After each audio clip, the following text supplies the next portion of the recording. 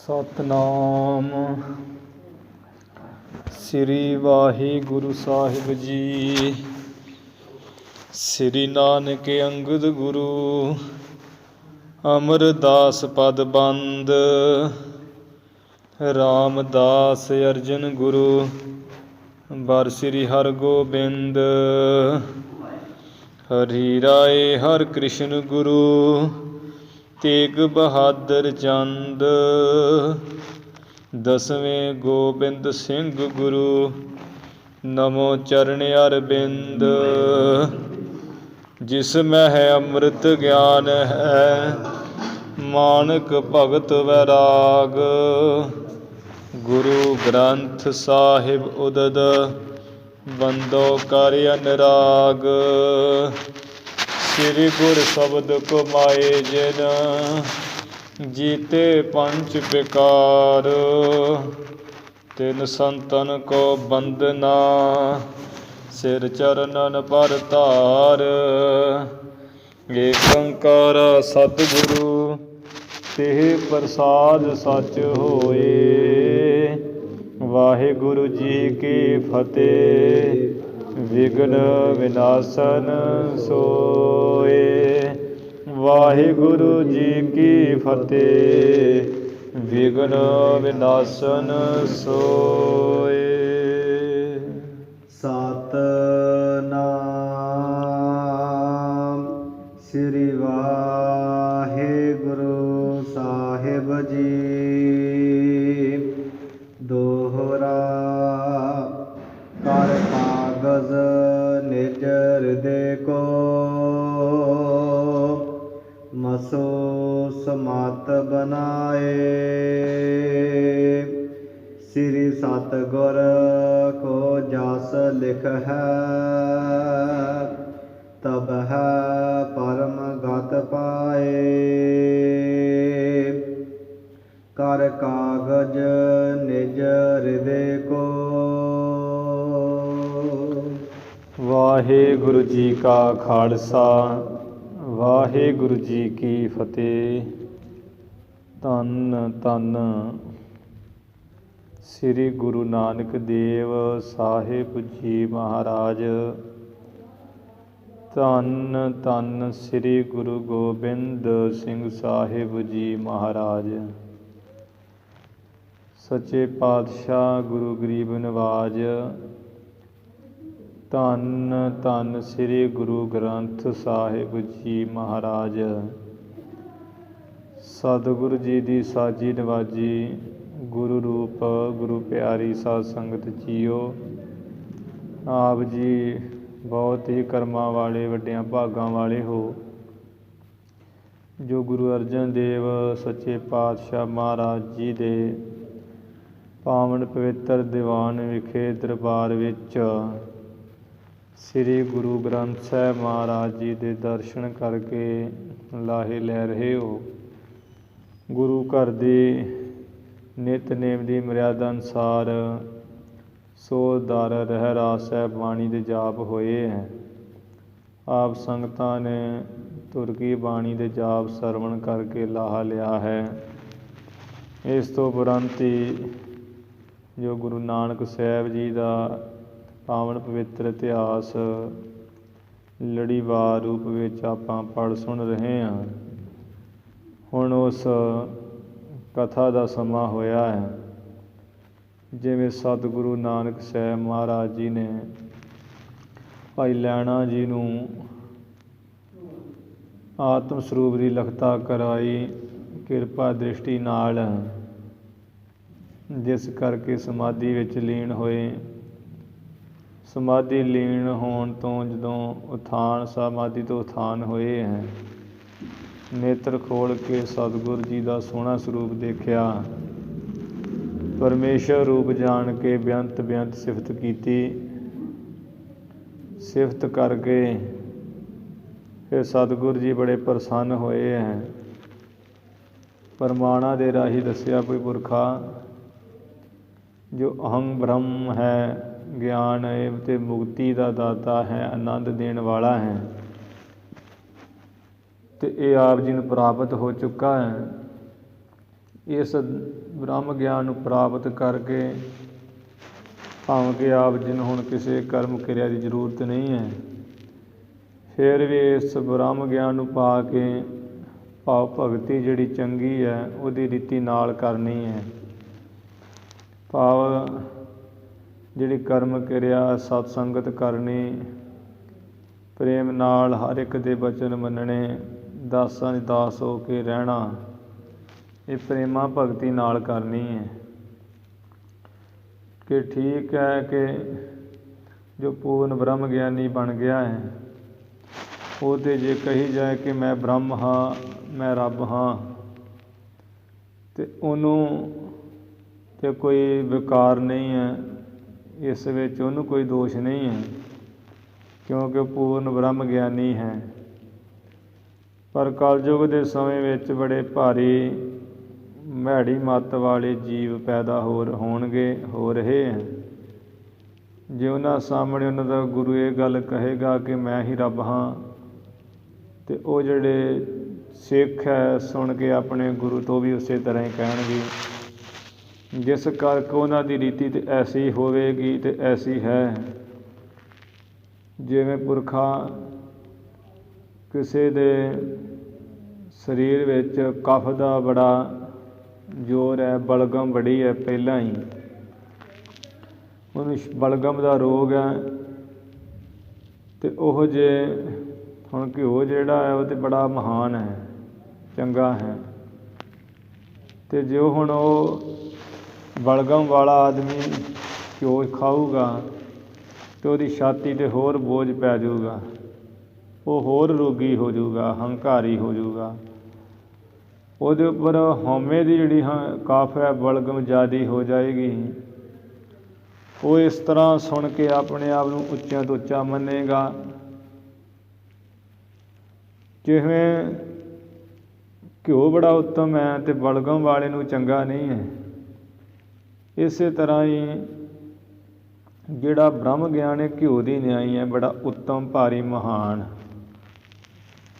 ਜਿਵੇਂ ਘਿਓ ਨੂੰ ਪਚਾਉਣ ਵਾਸਤੇ ਸਰੀਰ ਚਾਹੀਦਾ ਅੱਗੇ ਸਹੀ ਸਲਾਮਤ, ਇਸੇ ਤਰ੍ਹਾਂ ਬ੍ਰਹਮ ਗਿਆਨ ਦੀ ਅਵਸਥਾ ਨੂੰ, ਬ੍ਰਹਮ ਗਿਆਨ ਰੂਪੀ ਘਿਓ ਨੂੰ ਪਚਾਉਣ ਵਾਸਤੇ ਨਿਮਰਤਾ ਜ਼ਰੂਰੀ ਹੈ। ਜਿਹੜਾ ਹੁਣ ਜੀਵ ਜਿਹਨੂੰ ਹੰਕਾਰ ਰੂਪੀ ਬਲਗਮ ਪਹਿਲਾਂ ਹੀ ਬਹੁਤ ਹੈ, ਜਦੋਂ ਉਹ ਸੁਣੂਗਾ ਵੀ ਮੈਂ ਬ੍ਰਹਮ ਹਾਂ, ਮੇਰਾ ਆਤਮ ਸਰੂਪ ਬ੍ਰਹਮ ਰੂਪ ਹੈ, ਉਹਨੂੰ ਤਾਂ ਹੋਰ ਹੰਕਾਰ ਹੋ ਜਾਏਗਾ, ਹੰਕਾਰ ਰੂਪੀ ਬਲਗਮ ਜ਼ਿਆਦਾ ਵੱਧ ਜਾਏਗੀ।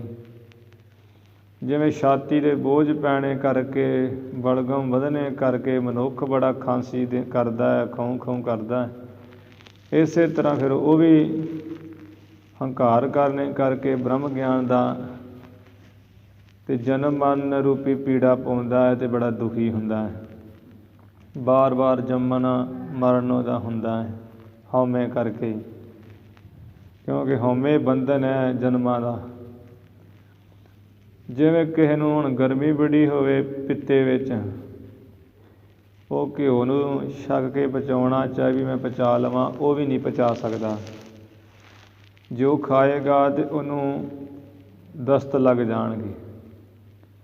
ਇਸੇ ਤਰ੍ਹਾਂ ਜਿਹੜਾ ਪੁਰਖ ਜਿਹਦੇ ਹਿਰਦੇ ਵਿੱਚ ਵਿਸ਼ੇ ਵਾਸ਼ਨਾ ਰੂਪੀ ਪਿੱਤ ਗਰਮੀ ਹੈ, ਅਤੇ ਉਹ ਜੇ ਬ੍ਰਹਮ ਗਿਆਨ ਰੂਪੀ ਘਿਓ ਨੂੰ ਛਕੇਗਾ, ਪਚਾ ਤਾਂ ਸਕੇਗਾ ਨਹੀਂ, ਸਗੋਂ ਵਿਸ਼ਿਆਂ ਵਿੱਚ ਫਸ ਜਾਏਗਾ, ਜਿਸ ਕਰਕੇ ਇਹ ਤਗੜਾ ਉਹਨੂੰ ਦਸਤ ਰੋਗ ਲੱਗ ਜਾਏਗਾ, ਵਿਸ਼ੇ ਵਾਸ਼ਨਾ ਰੂਪੀ। ਹੋਰ ਫਿਰ ਉਹ ਇਹੀ ਕਹੇਗਾ ਵੀ ਮੇਰਾ ਆਤਮ ਤਾਂ ਸਵੱਛ ਹੈ, ਉਹਦੇ ਅਕਿਰਿਆ ਹੈ, ਉਹਨੂੰ ਤਾਂ ਉਹਦਾ ਤਾਂ ਕੋਈ ਸੰਬੰਧ ਨਹੀਂ ਹੈ ਕਿਸੇ ਨਾਲ, ਇਹ ਤਾਂ ਸਰੀਰਕ ਦੀ ਕਿਰਿਆ ਹੈ, ਅਤੇ ਸਰੀਰ ਤਾਂ ਪਹਿਲਾਂ ਹੀ ਗੰਦਾ ਮੈਲਾ ਹੈ, ਜਿਸ ਕਰਕੇ ਉਹ ਇਹ ਸਮਝ ਕੇ ਅਤੇ ਵਿਸ਼ਿਆਂ ਵਿੱਚ ਫਸ ਜਾਏਗਾ, ਜੰਮਣ ਮਰਨ ਫਿਰ ਪ੍ਰਾਪਤ ਹੋ, ਅਤੀ ਪੀੜਾ ਪਾਏਗਾ। ਇਸ ਤਰ੍ਹਾਂ ਪੁਰਖਾ ਜਿਹੜੇ ਨਿਮਰਤਾ ਵਿੱਚ ਰਹਿਣਾ ਹੈ, ਗਰੀਬੀ ਪਾ ਕੇ ਭਾਵ ਪ੍ਰੇਮਾ ਭਗਤੀ ਕਰਨੀ ਹੈ, ਸਾਰਿਆਂ ਦੇ ਦਾਸਾਂ ਦੇ ਦਾਸ ਅੱਗੇ ਤੋਂ ਅੱਗੇ ਹੋ ਕੇ ਰਹਿਣਾ। ਇਵੇਂ ਜਿਹੜਾ ਹੈ ਸਤ ਸੰਗਤ ਕਰਨੀ ਹੈ, ਦੂਸਰਿਆਂ ਪਾਸੋਂ ਕਰਾਉਣੀ, ਆਪ ਨਾਮ ਜਪਣਾ, ਦੂਜਿਆਂ ਪਾਸੋਂ ਜਪਾਉਣਾ ਹੈ, ਆਪਣਾ ਆਪ ਕਦੀ ਜਨਾਉਣਾ ਨਹੀਂ ਹੈ, ਉਹਨੂੰ ਫਿਰ ਕੋਈ ਦੁੱਖ ਨਹੀਂ ਲੱਗਦਾ ਹੈ। ਉਹ ਸੁੱਤੇ ਸਿੱਧੀ ਮੁਕਤ ਹੋ ਜਾਂਦਾ ਹੈ। ਇਹ ਪਾਵਨ ਪਵਿੱਤਰ ਪ੍ਰਸੰਗ ਆਪਾਂ ਵਿਸਥਾਰ ਨਾਲ ਹੀ ਪਿੱਛੇ ਸਰਵਣ ਕੀਤਾ ਸੀ। ਅੱਗੇ ਜਿਵੇਂ ਗੁਰੂ ਸਾਹਿਬ ਜੀ ਨੇ ਹੋਰ ਪਰਤਾਵੇ ਪ੍ਰੀਖਿਆ ਲਈਆਂ ਹੈ, ਜਿਹਦੇ ਵਿੱਚ ਸ੍ਰੀ ਪਰਮ ਲੈਣਾ ਜੀ ਪਾਸ ਹੋਏ, ਬਾਕੀ ਸਾਰੇ ਆਕੀ ਰਹੇ। ਗੁਰੂ ਜੀ ਨੇ ਧੁਰ ਤੋਂ ਹੀ ਸ੍ਰੀ ਪਰਮ ਲੈਣਾ ਜੀ ਨੂੰ ਗੱਦੀ ਉਹਦੇ ਬਖਸ਼ਣੀ ਨਿਜਤੀ ਸੀ। ਇਹਦੇ ਸਿੱਖਾਂ ਦੇ ਗੋਚਰਾ ਕਰਨ ਵਾਸਤੇ, ਸਿੱਖਾਂ ਨੂੰ ਦਿਖਾਉਣ ਵਾਸਤੇ ਵੀ ਜੇ ਕੋਈ ਪੂਰਾ ਹੈ ਸੂਰਾ ਅਤੇ ਉਹ ਸ੍ਰੀ ਪਰਮ ਲੈਣਾ ਜੀ ਹੈ, ਹੋਰ ਨਹੀਂ ਕੋਈ ਸ਼ੰਕਾ ਨਾ ਮਨ 'ਚ ਰਹਿ ਜਾਏ। ਤਾਂ ਗੁਰੂ ਜੀ ਨੇ ਹੋਰ ਪ੍ਰੀਖਿਆਵਾਂ ਕੀਤੀਆਂ। ਜਿਵੇਂ ਉਹ ਪ੍ਰਸੰਗ ਆ ਰਿਹਾ ਉਹ ਆਪਾਂ ਸਰਵਣ ਕਰੀਏ। ਗੁਰੂ ਚਰਨਾਂ ਵਿੱਚ ਲਵਾਓ ਹਾਜ਼ਰੀਆਂ, ਉਚਾਰਨ ਕਰੋ ਜੀ ਸਤਿਨਾਮ ਸ੍ਰੀ ਵਾਹਿਗੁਰੂ ਸਾਹਿਬ ਜੀ। ਸਤਿਨਾਮ ਸ੍ਰੀ ਵਾਹਿਗੁਰੂ ਸਾਹਿਬ ਜੀ। ਸਤਿਨਾਮ ਸ੍ਰੀ ਵਾਹਿਗੁਰੂ ਸਾਹਿਬ ਜੀ। ਦੋਹਰਾ ਕਰ ਕਾਗਜ ਨਿਜ ਹਿਰਦੇ ਕੋ। ਚੂੜਾਮਣੀ ਕਵੀ ਭਾਈ ਸੰਤੋਖ ਸਿੰਘ ਜੀ ਗੁਰੂ ਜਸ ਦਾ ਮਹਾਤਮ ਦੱਸ ਰਹੇ ਹੈ। ਅਤੇ ਜਿਹੜਾ ਕਥਾ ਸੁਣਨ ਵਾਲਾ ਸਰੋਤਾ ਹੈ, ਜਗਿਆਸੂ ਜਿਹੜਾ ਗੁਰੂ ਕੀ ਕਥਾ ਸੁਣਦਾ ਹੈ, ਉਸ ਨੂੰ ਕਹਿ ਰਹੇ ਵੀ ਜੇ ਤੂੰ ਭਾਈ ਗੁਰਸਿੱਖਾ ਇਸ ਤਰ੍ਹਾਂ ਕਰ ਲਵੇਂ, ਆਪਣੇ ਹਿਰਦੇ ਨੂੰ ਸ੍ਰੇਸ਼ਟ ਮੱਤ ਨੂੰ ਐਸਾ ਬਣਾ ਲਵੇਂ, ਅਤੇ ਤੈਨੂੰ ਕੋਈ ਸਾਧਨ ਕਰਨ ਦੀ ਜ਼ਰੂਰਤ ਨਹੀਂ ਹੈ। ਤੇਰੀ ਸੁੱਤੇ ਸਿੱਧੀ ਪਰਮ ਗਤੀ ਕੇਵਲ ਮੁਕਤੀ ਹੋ ਜਾਊਗੀ।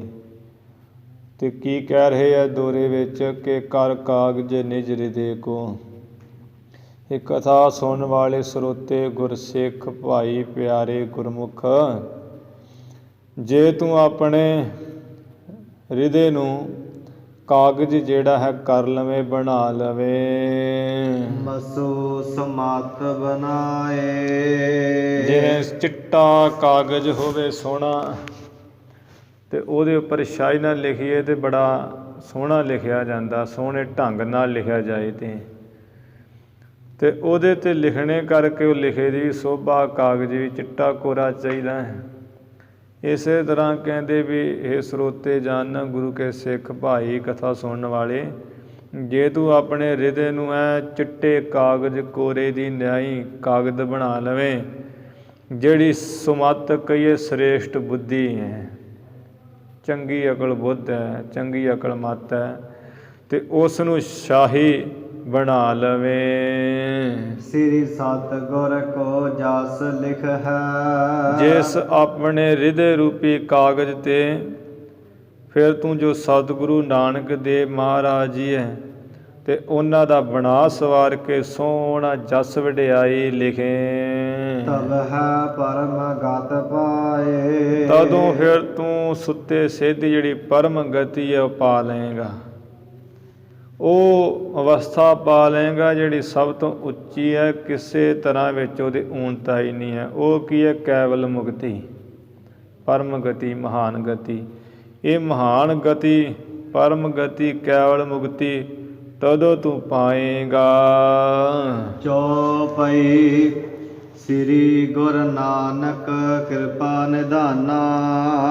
ਭਾਈ ਸੰਤੋਖ ਸਿੰਘ ਜੀ ਅੱਗੇ ਇਤਿਹਾਸ ਲਿਖ ਰਹੇ ਸ੍ਰੀ ਕਰਤਾਰਪੁਰ ਸਾਹਿਬ ਦਾ। ਕਹਿੰਦੇ ਜੋ ਸ੍ਰੀ ਗੁਰੂ ਨਾਨਕ ਦੇਵ ਮਹਾਰਾਜ ਜੀ ਕਿਰਪਾ ਦੇ ਖਜ਼ਾਨੇ ਹਨ। ਇਉਂ ਉਪਦੇਸਿਓ ਤਤ ਗਿਆਨਾ। ਇਉਂ ਜੋ ਤਤ ਗਿਆਨ ਹੈ, ਯਥਾਰਥ ਗਿਆਨ ਹੈ, ਜਾਂ ਤਤ ਕਹੀਦਾ ਬ੍ਰਹਮ ਨੂੰ, ਜੋ ਬ੍ਰਹਮ ਗਿਆਨ ਹੈ ਉਹਦਾ ਉਪਦੇਸ਼ ਭਾਈ ਲਹਿਣਾ ਜੀ ਨੂੰ ਦਿੱਤਾ। ਕੇਤਕ ਬਾਹਰ ਬਿਤਾਇਓ ਕਾਲਾ। ਇਸ ਤਰ੍ਹਾਂ ਕੌਤਕ ਕਰਕੇ ਕੁਝ ਕੁ ਸਮਾਂ ਫਿਰ ਹੋਰ ਬਿਤਾਉਣਾ ਕੀਤਾ ਲਗਾਇਆ ਹੈ। ਸੇਵਹਿ ਲਹਿਣਾ ਭਾਉ ਵਿਸਾਲਾ। ਇੱਧਰ ਸ੍ਰੀ ਪਰਮ ਲਹਿਣਾ ਜੀ ਵੀ ਬ੍ਰਹਮ ਗਿਆਨ ਪਾ ਕੇ ਤੇ ਆਰਾਮ ਨਾਲ ਨਹੀਂ ਬੈਠ ਗਏ, ਸਗੋਂ ਬਹੁਤ ਹੀ ਪ੍ਰੇਮ ਨਾਲ ਸਤਿਗੁਰੂ ਜੀ ਦੀ ਸੇਵਾ ਕਰਦੇ ਹੈ। ਹੁਣ ਜਿੱਤੇ ਕਹਿੰਦੇ ਆ ਨਾ ਕਿ ਗਿਆਨੇ ਕਾਰਨ ਕਰਮ ਅਭਿਆਸ, ਗਿਆਨ ਭਇਆ ਤਹਿ ਕਰਮ ਹੈ ਨਾਸ। ਵੀ ਗਿਆਨ ਕਾਰਨ ਕਰਮ ਅਭਿਆਸ ਕਰਨਾ ਪੈਂਦਾ, ਯਤਨ ਕਰਨੇ ਪੈਂਦੇ। ਜਦੋਂ ਗਿਆਨ ਹੋ ਜਾਏ ਫਿਰ ਕਰਮਾਂ ਦਾ ਨਾਸ ਹੋ ਜਾਂਦਾ ਹੈ। ਪਰ ਗੁਰੂ ਘਰ ਦਾ ਸਿਧਾਂਤ ਹੈ ਵੀ ਬ੍ਰਹਮ ਗਿਆਨ ਪਾ ਕੇ ਵੀ ਦਾਸਾਂ ਦਾਸ ਹੋ ਕੇ ਨਿਮਾਣੇ ਰਹਿ ਕੇ ਅਤੇ ਸੇਵਾ ਦੇ ਵਿੱਚ ਫਰਕ ਨਹੀਂ ਪੈਣ ਦੇਣਾ। ਸਤ ਸੰਗਤ ਵੀ ਕਰਨੀ ਹੈ ਬ੍ਰਹਮ ਗਿਆਨੀ ਹੋ ਕੇ, ਨਾਮ ਅਭਿਆਸ ਵੀ ਕਰਨਾ ਹੈ, ਸੇਵਾ ਵੀ ਕਰਨੀ ਹੈ। ਸਭ ਤਰ੍ਹਾਂ ਨਾਲ ਹੀ ਗੁਰੂ ਘਰ ਦੇ ਜਿਹੜੇ ਕਾਰਜ ਨਿਭਾਉਣੇ ਹੈ। ਭਾਈ ਲਹਿਣਾ ਜੀ ਬਹੁਤ ਪ੍ਰੇਮ ਕਰਕੇ ਸਤਿਗੁਰ ਜੀ ਦੀ ਸੇਵਾ ਕਰਦੇ ਹੈ। ਜਿਉ ਤਰ ਸਾਖ ਨਿਵੈ ਫਲ ਪਾਈ। ਜਿਵੇਂ ਬ੍ਰਿਸ਼ ਬੜਾ ਤਕੜਾ ਫਲਾਂ ਨੂੰ ਪਾ ਕੇ ਜਦੋਂ ਉਹਨੂੰ ਫਲ ਲੱਗ ਜਾਂਦੇ ਆ, ਉਹਦੀਆਂ ਟਾਹਣੀਆਂ ਨਿਵ ਜਾਂਦੀਆਂ, ਨੀਵੀਆਂ ਹੋ ਜਾਂਦੀਆਂ ਹੈ। ਤੈਸੀ ਗਤ ਲਹਿਣੇ ਠਹਿਰਾਈ। ਉਹੀ ਅਵਸਥਾ ਸ੍ਰੀ ਪਰਮ ਲਹਿਣਾ ਜੀ ਨੇ ਧਾਰਨ ਕੀਤੀ ਹੋਈ, ਠਹਿਰਾਈ ਹੋਈ ਹੈ। ਜਿਵੇਂ ਬ੍ਰਿਸ਼ ਨੂੰ ਫਲ ਲੱਗ ਜਾਂਦੇ ਅਤੇ ਝੁਕ ਜਾਂਦੀਆਂ ਟਾਹਣੀਆਂ, ਇਵੇਂ ਭਾਈ ਲਹਿਣਾ ਜੀ ਮਹਾਨ ਬ੍ਰਿਸ਼ ਦੀ ਨਿਆਈ ਬ੍ਰਹਮ ਗਿਆਨ ਦੇ ਫਲ ਨੂੰ ਪਾ ਕੇ ਅਤੇ ਜਿਹੜੇ ਨਿਮਰਤਾ ਵਿੱਚ ਹੋ ਗਏ ਹੈ। ਜਿਵੇਂ ਬ੍ਰਿਸ਼ ਦੀਆਂ ਟਾਹਣੀਆਂ ਨਿਭ ਜਾਂਦੀਆਂ, ਨਿਮਰਤਾ ਨਾਲ ਨਿਭ ਗਏ ਹਨ। ਦੇਖ ਨਿਮਰਤਾ ਪਰਮ ਕਨੇਰੀ। ਗੁਰੂ ਨਾਨਕ ਦੇਵ ਮਹਾਰਾਜ ਜੀ ਭਾਈ ਲਹਿਣਾ ਜੀ ਦੀ ਬਹੁਤ ਮਹਾਨ ਨਿਮਰਤਾ ਗਰੀਬੀ ਦੇਖ ਕੇ ਦਿਨ ਪ੍ਰਤ ਕਿਰਪਾ ਸਵਾਏ ਵਧੇਰੀ। ਦਿਨ ਪ੍ਰਤ ਰੋਜ਼ ਦਰ ਰੋਜ਼ ਬਹੁਤ ਜਿਹੜੀ ਕਿਰਪਾ ਹੈ ਵਧੇਰੇ ਵਧਾ ਰਹੇ ਸਤਿਗੁਰੂ ਜੀ। ਅਜਰ ਜਰਨ ਲੱਛਣ ਪਹਿਚਾਨਾ। ਜਾਣ ਲਿਆ ਹੈ ਵੀ ਜਿਹੜਾ ਅਜਰ ਨੂੰ ਜਰਨਾ ਭਾਵ ਮਹਾਨ ਸ਼ਕਤੀ ਨੂੰ ਜਰ ਲੈਣਾ, ਜਾਂ ਜੋ ਜਰਿਆ ਨਾ ਜਾ ਸਕੇ ਉਹਨੂੰ ਜਰ ਲੈਣ ਵਾਲੇ ਲੱਛਣ ਜਦੋਂ ਪਹਿਚਾਨੇ ਹੈ। ਅਧਿਕ ਪ੍ਰਸਿੱਧੇ ਸ੍ਰੀ ਗਤ ਦਾਨਾ। ਮੁਕਤੀ ਦੇਣ ਵਾਲੇ ਸਤਿਗੁਰੂ ਗੁਰੂ ਨਾਨਕ ਸਾਹਿਬ ਜੀ ਬਹੁਤ ਭਾਈ ਲਹਿਣਾ ਜੀ ਤੇ ਪ੍ਰਸੰਨ ਹੋਏ ਹੈ। ਇਸ ਬਿਦ ਕੋ ਰੁਖ ਜੋ ਗੁਰ ਕੇਰਾ। ਇਸ ਤਰ੍ਹਾਂ ਦਾ ਰੁੱਖ ਖਿਆਲ ਜੋ ਸ੍ਰੀ ਗੁਰੂ ਨਾਨਕ ਦੇਵ ਸਾਹਿਬ ਜੀ ਦਾ ਸੀ। ਦਿਨ ਪ੍ਰਤ ਬਦਾ ਸਰਬ ਨ ਹੇਰਾ। ਦਿਨ ਪ੍ਰਤ ਰੋਜ਼ ਦਰ ਰੋਜ਼ ਭਾਈ ਲਹਿਣਾ ਜੀ ਉੱਪਰ ਵੱਧ ਰਿਹਾ ਹੈ। ਸਾਰੀ ਸੰਗਤ ਨੇ ਅੱਖੀ ਦੇਖਿਆ, ਦੇਖ ਰਹੇ ਹੈ। ਮਿਲਹਾ ਪਰਸ ਪਰ ਕਹਾਂ ਬਣਾਈ। ਸੰਗਤ ਜਿਹੜੀ ਆਪੋ ਵਿੱਚ ਹੀ ਮਿਲ ਜੁਲ ਕੇ ਟੋਲੀਆਂ ਜਿਹੀਆਂ ਬਣਾ ਸਵਾਰ ਕੇ ਇੱਕ ਦੂਜੇ ਨੂੰ ਕਹਿੰਦੇ ਆ ਸ੍ਰੀ ਲਹਿਣੇ ਪਰ ਕਿਰਪਾ ਸਵਾਈ। ਭਾਈ ਜੋ ਸ੍ਰੀ ਪਰਮ ਲਹਿਣਾ ਜੀ ਹੈ ਉਹਨਾਂ ਉੱਪਰ ਸਤਿਗੁਰ ਜੀ ਦੀ ਕਿਰਪਾ ਬਹੁਤੀ ਹੋ ਰਹੀ ਹੈ। ਅਨਮਾਨ ਤੇ ਪਰ ਲਖਾਈ। ਇਹ ਅੰਦਾਜ਼ਾ ਜਿਹਾ ਲਾ ਕੇ ਜਾਣਿਆ ਪੈਂਦਾ ਹੈ, ਜਾਣਿਆ ਜਾਂਦਾ ਵੀ ਗੁਰੂ ਸਾਹਿਬ ਜੀ ਦੀ ਬਹੁਤ ਜ਼ਿਆਦਾ ਹੀ ਇਹਨਾਂ 'ਤੇ ਪ੍ਰਸੰਨਤਾ ਹੈ। ਆਪਣਾ ਤਖਤ ਦੇਹ ਤਿਹ ਤਾਈ। ਆਪਣਾ ਤਖਤ ਜਿਹੜਾ ਹੈ ਗੁਰੂ ਸਾਹਿਬ ਜੀ ਜ਼ਰੂਰ ਇਹ ਅੰਦਾਜ਼ਾ ਹੀ ਲਾਇਆ ਜਾ ਰਿਹਾ ਹੈ, ਜਾਣੇ ਸਮਝ ਪੈ ਰਹੀ ਹੈ ਵੀ ਭਾਈ ਲਹਿਣਾ ਜੀ ਨੂੰ ਆਪਣਾ ਜਿਹੜਾ ਤਖਤ ਹੈ ਨਾ ਉਹ ਦੇ ਦੇਣਗੇ। ਜਦੋਂ ਮਹਾਰਾਜ ਸੱਚਖੰਡ ਗਮਨ ਕਰਨਗੇ ਆਪਣਾ ਤਖਤ ਭਾਈ ਲਹਿਣਾ ਜੀ ਨੂੰ ਹੀ ਦੇਣਗੇ। ਸ੍ਰੀ ਚੰਦ ਸਤ ਲਖਮੀ ਦਾਸੰ। ਜੋ ਗੁਰੂ ਸਾਹਿਬ ਜੀ ਦੇ ਵੱਡੇ ਸਾਹਿਬਜ਼ਾਦੇ ਸ੍ਰੀ ਚੰਦ ਤੇ ਦੂਸਰੇ ਸਪੁੱਤਰ ਲਖਮੀ ਦਾਸ ਜੀ ਹਨ। ਇਨਹ ਦੇ ਕਛ ਨਹ ਪਰਵਾਸੰ। ਇਹਨਾਂ ਨੂੰ ਆਪਣਾ ਤਖਤ ਦੇ ਦੇਣਗੇ, ਇਹਦੇ ਕੁਝ ਭਰੋਸਾ ਨਹੀਂ ਹੈ, ਯਕੀਨ ਨਹੀਂ ਹੈ, ਪੱਕਾ ਹੀ ਪਤਾ ਵੀ ਇਹਨਾਂ ਨੂੰ ਨਹੀਂ ਦੇਣਗੇ। ਇਸ ਪ੍ਰਕਾਰ ਸੋਹਰਤ ਭਾਈ ਸਾਰੇ। ਇਸ ਤਰ੍ਹਾਂ ਦੀ ਜਿਹੜੀ ਗੱਲਬਾਤ ਹੈ ਉਹ ਸਾਰੇ ਆਪੋ ਵਿੱਚ ਸੰਗਤ ਵਿੱਚ ਪ੍ਰਸਿੱਧ ਮਸ਼ਹੂਰ ਹੋ ਗਈ ਹੈ।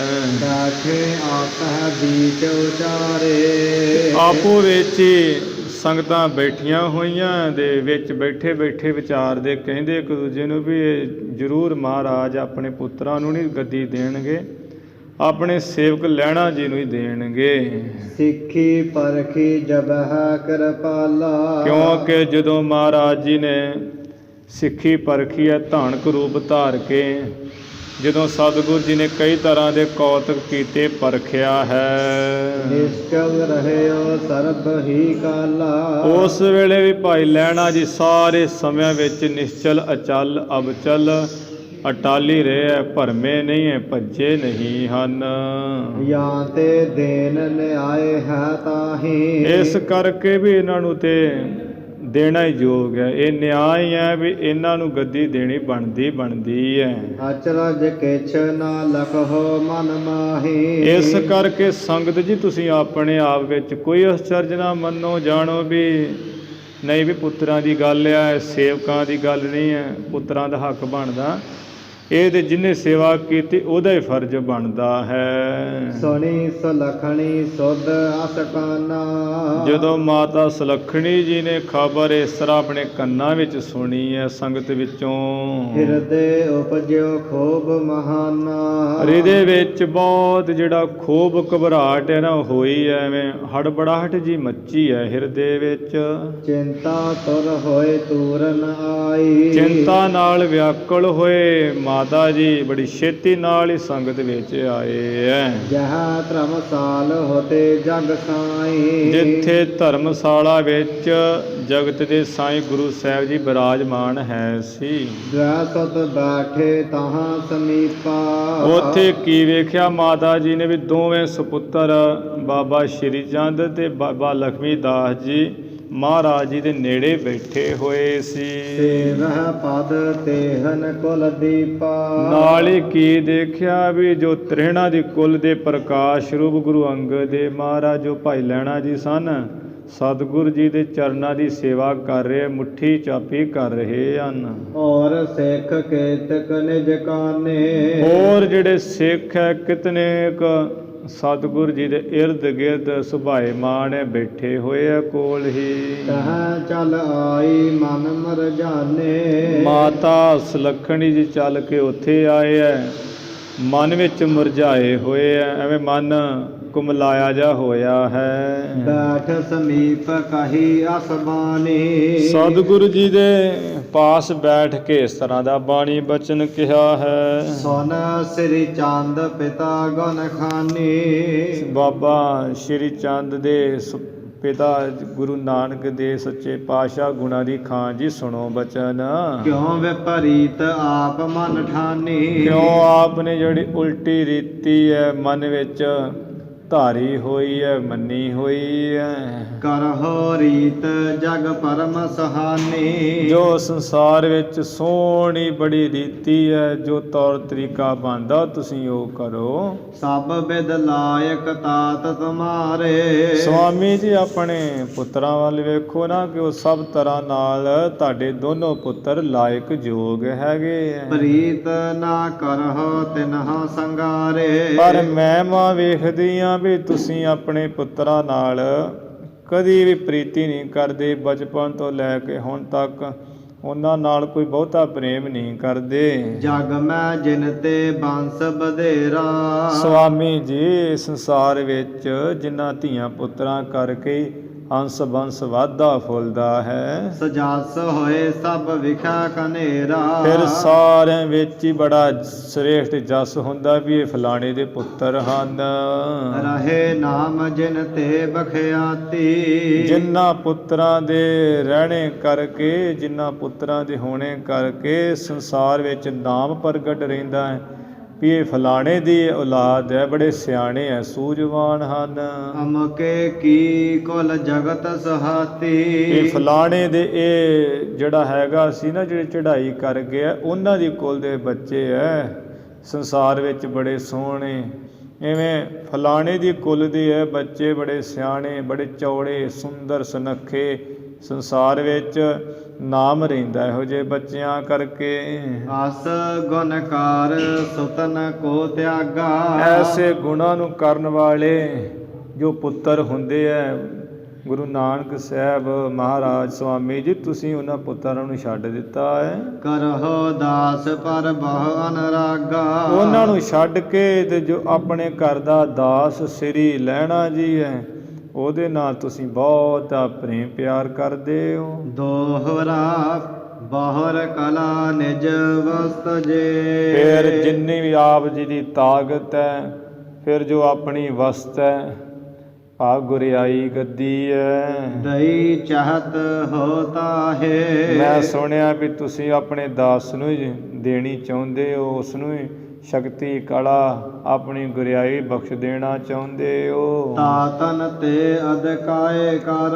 ਆਪਣੇ ਪੁੱਤਰਾਂ ਤੋਂ ਬਹੁਤ ਵੱਡਿਆਂ ਨੂੰ ਕਰਕੇ ਬੈਠਾਰੋ ਜਗ ਮਾਹੇ। ਸੰਸਾਰ ਵਿੱਚ ਬਿਠਾਉਣਾ ਕਰ ਰਹੇ, ਉਹਨਾਂ ਨੂੰ ਤੁਸੀਂ ਸੁਭਾਏਮਾਨ ਕਰ ਰਹੇ, ਵਡਿਆਈ ਦੇ ਰਹੇ ਹੋ ਬਹੁਤੀ। ਜੋ ਪਈ ਅਵਤਾਰਾ ਦਿਖ ਪਏ ਅਗਾਰੀ। ਸਵਾਮੀ ਜੀ ਵੀ ਦੇਖੋ ਨਾ ਕਿ ਪਹਿਲਾਂ ਵੀ ਕਿੰਨੇ ਅਵਤਾਰ ਹੋਏ ਐ, ਸਤਯੁਗ ਵਿੱਚ, ਤ੍ਰੇਤੇ ਵਿੱਚ, ਦੁਆਪਰ ਵਿੱਚ। ਕਿਨਹੁ ਨਾ ਕਬ ਐਸੀ ਮਤ ਧਾਰੀ। ਕਿਸੇ ਨੇ ਵੀ ਕਦੀ ਵੀ ਐਸੀ ਮੱਤ ਵਿੱਚ ਧਾਰੀ ਨਹੀਂ ਹੈ, ਗੱਲ ਠੱਡੀ ਨਹੀਂ ਹੈ ਵੀ ਅਸੀਂ ਐਵੇਂ ਕਰਾ ਲਈਏ। ਹੋਤ ਸੁਤਨ ਕੇ ਦਾਸ ਬਧਾਵਾ। ਇਹ ਵੇਖੋ, ਤੁਸੀਂ ਵੇਖੋ ਸ਼੍ਰੀ ਕ੍ਰਿਸ਼ਨ ਜੀ ਹੋਏ ਐ, ਰਾਮਚੰਦਰ ਜੀ ਹੋਏ ਐ, ਤੇ ਉਹਨਾਂ ਦੇ ਵੀ ਉਹਨਾਂ ਦੇ ਇਹੋ ਜਿਹੀ ਕੋਈ ਕੀਤੀ ਨਹੀਂ ਹੈ ਵੀ ਆਪਣੇ ਪੁੱਤਰਾਂ ਦੇ ਹੁੰਦਿਆਂ ਹੀ ਤੇ ਦਾਸ ਨੂੰ ਵਧਾਇਆ ਹੋਵੇ, ਬਹੁਤ ਉੱਚਿਆਂ ਕੀਤਾ ਹੋਵੇ ਸੇਵਕ ਆਪਣੇ ਨੂੰ। ਨਿਜ ਸਥਾਨ ਤਾਹੇ ਬਿਠਾਵਾ। ਇਹ ਆਪਣੀ ਗਰਤਾ ਗੱਦੀ ਤੇ ਆਪਣੇ ਤਖਤ ਤੇ ਆਪਣੇ ਦਾਸ ਨੂੰ ਵਧਾ ਚੜਾ ਕੇ ਬਿਠਾਇਆ ਹੋਵੇ, ਸੁਭਾਏਮਾਨ ਕੀਤਾ ਹੋਵੇ। ਬਾਤ ਨਾ ਨੀਕੀ ਲਿਹੋ ਵਿਚਾਰੀ। ਤੁਸੀਂ ਵਿਚਾਰ ਲਓ ਵੀ ਜਿਹੜਾ ਪੁੱਤਰਾਂ ਨੂੰ ਛੱਡ ਕੇ ਦਾਸ ਨੂੰ ਵਡਿਆਈ ਦੇਣੀ ਇਹ ਚੰਗੀ ਗੱਲ ਨਹੀਂ ਹੈ ਸਵਾਮੀ ਜੀ। ਜੋ ਹਿਰਦੇ ਚਾਹੇ ਤੁਮਾਰੀ। ਜੇ ਵੀ ਹਿਰਦੇ ਵਿੱਚ ਐਵੇਂ ਤੁਹਾਡੇ ਇੱਛਾ ਹੈ ਵੀ ਦਾਸ ਨੂੰ ਵਡਿਆਈ ਦੇਣੀ ਹੈ, ਪੁੱਤਰ ਖਾਲੀ ਰੱਖਣੇ, ਚੰਗੀ ਗੱਲ ਨਹੀਂ ਹੈ ਮਹਾਰਾਜ। ਸੰਤਤ ਚਿਤ ਮੈਂ ਤਪ ਹੈ ਨੀਤੀ। ਕਿਉਂਕਿ ਜਦੋਂ ਤੁਸੀਂ ਸਰੀਰ ਛੱਡ ਕੇ ਸੱਚਖੰਡ ਗਮਨ ਕਰ ਗਏ ਤੇ ਤੁਹਾਡੇ ਪੁੱਤਰ ਚਿੱਤ ਵਿੱਚ ਹਮੇਸ਼ਾ ਤੁਹਾਡੀ ਸੰਤਾਨ ਜਿਹੜਾ ਹੈ ਹਮੇਸ਼ਾ ਹੀ ਤਪਦੀ ਰਹੇਗੀ ਚਿੱਤ ਵਿੱਚ ਵੀ ਪਿਤਾ ਨੇ ਮਾੜੀ ਕੀਤੀ ਸਾਡੇ ਨਾਲ। ਸੁਖ ਨਹਿ ਪਾਵਹਿ ਪਿਖੈ ਅਨੀਤੀ। ਬੇਇਨਸਾਫੀ ਜੀ ਦੇਖ ਕੇ ਕਿ ਪਿਤਾ ਜੀ ਨੇ ਨੀਤੀ ਨਹੀਂ ਕੀਤੀ, ਬੇਇਨਸਾਫੀ ਬੇਨਿਆਈ ਕੀਤੀ ਹੈ, ਸੁਖ ਨਹੀਂ ਪਾਉਣਗੇ, ਸਗੋਂ ਹਮੇਸ਼ਾ ਤਪਦੇ ਰਹਿਣਗੇ। ਭਗਤ ਵਛਲ ਸੁਨ ਕਾ ਸਬਾਨੀ। ਜੋ ਭਗਤਾਂ ਨੂੰ ਬੜਾ ਪਿਆਰ ਕਰਨ ਵਾਲੇ, ਜੋ ਭਗਤਾਂ ਦੇ ਪਿਆਰੇ ਗੁਰੂ ਨਾਨਕ ਸਾਹਿਬ ਜੀ, ਇਸ ਤਰ੍ਹਾਂ ਦੇ ਮਾਤਾ ਸੁਲੱਖਣੀ ਆਪਣੇ ਸੁਪਤਨੀ ਜੀ ਦੇ ਬਚਨ ਸੁਣ ਕੇ ਕਿਤਕ ਕਾਲ ਲੋ ਤੂਸ਼ਨ ਠਾਨੀ। ਕਿੰਨੇ ਸਮੇਂ ਤੱਕ ਦੇ ਮਹਾਰਾਜ ਨੇ ਚੁੱਪੀ ਧਾਰਨ ਕਰ ਛੱਡੀ, ਕੁਝ ਨਹੀਂ ਬੋਲੇ। ਤਿਹ ਸ਼ਨ ਲੈ ਮੂਖਕ ਤਿਹ ਸ਼ਨ ਲੈ ਮੂਖਕ ਮੰਝਾਰੀ। ਉਸੇ ਵੇਲੇ ਕੌਤਕ ਰਚਾ ਦਿੱਤਾ ਵੀ ਉਸ ਜਦੋਂ ਚੁੱਪ ਕਰ ਗਏ, ਉਸੇ ਵੇਲੇ ਕਹਿੰਦੇ ਇੱਕ ਜਿਹੜੀ ਮੰਝਾਰੀ ਬਿੱਲੀ ਹੈ ਉਹ ਚੂਹੇ ਨੂੰ ਲੈ ਕੇ ਅਰਧ ਚਰਬ ਕਰ ਗੇਰ ਅਗਾਰੀ। ਅੱਧਾ ਕੋ ਨੇ ਚੱਬ ਲੈਣਾ ਕੀਤਾ ਹੈ, ਬਿੱਲੀ ਨੇ ਅੱਧਾ ਚੂਹੀ ਨੂੰ ਖਾ ਲਿਆ ਤੇ ਸਤਿਗੁਰੂ ਜੀ ਜਿੱਥੇ ਸੁਭਾਏਮਾਨ ਤੋਂ ਥੋੜੀ ਜਿਹੀ ਵਿੱਥ ਤੇ ਅੱਗੇ ਸੁੱਟ ਦਿੱਤੀ ਹੈ ਅੱਧੀ ਚੂਹੀ। ਸਿੱਖਨ ਡਰਾਈ ਭੈ ਕਰ ਭਾਗੀ। ਸਿੱਖਾਂ ਨੇ ਬਿੱਲੀ ਦੇਖ ਕੇ ਵੀ ਧਰਮਸ਼ਾਲਾ ਵਿੱਚ ਕਿੱਧਰੋਂ ਆ ਗਈ ਹੈ, ਡਰਾਈ ਹੈ, ਭੈ ਜਾ ਕੀਤਾ ਨੂੰ, ਭੈ ਕਰਕੇ ਉਹ ਵਿਚਾਰੀ ਭੱਜ ਗਈ ਹੈ। ਮੂਖਕ ਪਰੀ ਰਹੀ ਤਹ ਆਗੀ। ਜਦੋਂ ਮੂੰਹ ਚੋਂ ਚੂਹੀ ਛੁੱਟੀ ਹੈ ਤੇ ਚੂਹੀ ਉੱਥੇ ਧਰਮਸ਼ਾਲਾ ਵਿੱਚ ਹੀ ਅੱਗੇ ਸਤਿਗੁਰੂ ਜੀ ਦੇ ਪਈ ਰਹੀ ਹੈ ਥੋੜੀ ਵਿੱਥ ਤੇ। ਕਿਰਪਾ ਨਿਧਾਨ ਜਬ ਹੈ ਚਖ ਦੇਖੀ। ਕਿਰਪਾ ਦੇ ਸਮੁੰਦਰ ਸਤਿਗੁਰੂ ਜੀ ਨੇ ਜਦੋਂ ਹੀ ਨੇਤਰਾਂ ਨਾਲ ਚੂਹੀ ਮਰੀ ਪਈ ਥੱਲੇ ਦੇਖੀ ਹੈ। ਕਰਨ ਸੁਲੱਖਣੀ ਨਿਸਾਬ ਸੇਖੀ। ਆਪਣੇ ਸੁਪਤਨੀ ਮਾਤਾ ਸੁਲੱਖਣੀ ਜੀ ਦੀ ਚੰਗੀ ਤਰ੍ਹਾਂ ਨਿਸ਼ਾ ਤਸੱਲੀ ਕਰਾਉਣ ਵਾਸਤੇ ਨਾ, ਚੰਗੀ ਤਰ੍ਹਾਂ ਦੁੱਖ ਦੱਸਣ ਵਾਸਤੇ ਵੀ ਕਹਿੰਦੇ ਹੈ ਕਿ ਸਾਡੇ ਪੁੱਤਰ ਸਭ ਤਰ੍ਹਾਂ ਨਾਲ ਲਾਇਕ ਹੈ। ਇਹ ਤਸੱਲੀ ਜਿਹੜੀ ਹੈ ਕਰਾਉਣ ਵਾਸਤੇ ਮਹਾਰਾਜ ਜੀ ਨੇ ਸ੍ਰੀ ਚੰਦ ਸੋ ਗਿਰਾ ਅਲਾਈ। ਉਸ ਵੇਲੇ ਪਾਸ ਹੀ ਬੈਠੇ ਸਨ ਬਾਬਾ ਸ਼੍ਰੀ ਚੰਦ ਜੀ, ਉਹਨਾਂ ਨਾਲ ਬਚਨ ਕਿਹਾ। ਮੂਖਕ ਪਰੀ ਨਾ ਭਲ ਇਹ ਥਾਈ। ਸੁਪੁੱਤਰ ਸ਼੍ਰੀ ਚੰਦ ਜੀ ਆ ਜਿਹੜੀ ਚੂਹੀ ਮਰੀ ਪਈ ਨਾ ਧਰਮਸ਼ਾਲਾ ਵਿੱਚ, ਪੁੱਤਰ ਇਸ ਥਾਂ ਚੰਗੀ ਨਹੀਂ ਲੱਗਦੀ ਹੈ। ਨਿਜ ਘਰ ਸੰਗ ਉਚਾਏ ਲਿਜਾਵੋ। ਆਪਣੇ ਹੱਥਾਂ ਨਾਲ ਚੁੱਕ ਕੇ ਤੇ ਇਹ ਚੂਹੀ ਨੂੰ ਤੁਸੀਂ ਬਾਹਰ ਲੈ ਜਾਓ। ਬਾਹਰ ਦਰ ਗੇਰਹੁ ਪੁਨ ਆਵਹੁ। ਬਾਹਰ ਇਹਨੂੰ ਧਰਮਸ਼ਾਲਾ ਤੋਂ ਦਰਵਾਜ਼ੇ ਤੋਂ ਬਾਹਰ ਜਾ ਕੇ ਇਹਨੂੰ ਸੁੱਟ ਦਿਓ ਤੇ ਫਿਰ ਹੱਥ ਬਣਾ ਸਵਾਰ ਕੇ ਧੋ ਕੇ ਤੇ ਵਾਪਸ ਆ ਜਾਓ। ਸ੍ਰੀ ਚੰਦ ਸੁਨ ਬੈਨ ਅਲਾਏ। ਬਾਬਾ ਸ਼੍ਰੀ ਚੰਦ ਜੀ ਸੁਣ ਕੇ ਫਿਰ ਬਚਨ ਕਹਿਣ ਲੱਗੇ ਅੱਗੋਂ। ਦੇਖੇ ਮੈਂ ਇਸਤੀ ਬਹੁਤ ਆਏ। ਮਹਾਰਾਜ ਜੀ ਨੂੰ ਸਿੱਧਾ ਹੀ ਕਹਿਣ ਲੱਗੇ, ਪਿਤਾ ਜੀ ਜਿਹੜੇ ਹੁੰਦੇ ਨਾ ਜਾਦੂਗਰ, ਨਾਟਕੀ, ਚੇਟਕੀ, ਇਹੋ ਜਿਹੇ ਮੈਂ ਤੁਹਾਡੇ ਵਰਗੇ ਬਹੁਤ ਦੇਖੇ ਆ ਪਹਿਲਾਂ ਵੀ। ਖਾਲਨ ਕੀ ਮੰਜਾਰ ਬਣਾਵਤ। ਉਹ ਜਿਹੜੇ ਜਾਦੂਗਰ ਮਦਾਰੀ ਲੋਕ ਹੁੰਦੇ ਆ, ਖੱਲਾਂ ਦੀ ਝਟਪਟ ਉਹ ਬਿੱਲੀ ਜੀ ਬਣਾ ਦਿੰਦੇ ਆ। ਪੰਖ ਕਬੂਤਰ ਕਰਹਿ ਉਡਾਵਤ। ਖੰਭਾਂ ਵਾਲਾ ਕਬੂਤਰ ਕਰਕੇ ਤੇ ਉਹਨੂੰ ਉਡਾ ਦਿੰਦੇ, ਦੇਖਦਿਆਂ ਦੇਖਦਿਆਂ ਸਾਰਿਆਂ ਦੇ। ਕਰਹੁ ਰੀਤ ਕਛ ਤਿਨਹਿ ਸਮਾਨਾ। ਤੁਸੀਂ ਜਿਹੜੀ ਕੁਝ ਰੀਤੀ ਹੈ ਨਾ, ਤੌਰ ਤਰੀਕਾ ਜਾਂ ਬਿਲਕੁਲ ਮਦਾਰੀਆਂ, ਨਾਟਕਾਂ, ਚੇਟਕੀਆਂ ਵਾਲਾ ਤੁਸੀਂ ਕਰਦੇ ਹੋ ਕੁਝ। ਠਟਿਓ ਕਪਟ ਤੁਮ ਮੈਂ ਮਨ ਜਾਨਾ। ਮੈਂ ਆਪਣੇ ਮਨ 'ਚ ਜਾਣ ਲਿਆ, ਸਮਝ ਲਿਆ, ਜ਼ਰੂਰ ਤੁਸਾਂ ਨੇ ਕੋਈ ਛਲ ਫਰੇਬ ਇਹ ਠਟਿਆ ਕੀਤਾ ਹੈ। ਇਹ ਤੁਸੀਂ ਕੋਈ ਫਰੇਬ ਜਿਹੀ ਧਾਰਨ ਕੀਤਾ ਹੋਇਆ ਹੈ। ਸ਼ੂਕਰ ਕੂਕਰ ਨਿਜ ਸੰਗ ਲਾਏ। ਕਿਉਂਕਿ ਮੈਂ ਸਮਝ ਗਿਆ ਵੀ ਤੁਸਾਂ ਨੇ ਕਪਟੀ ਠਟਿਆ ਧਾਰਿਆ ਹੋਇਆ ਹੈ।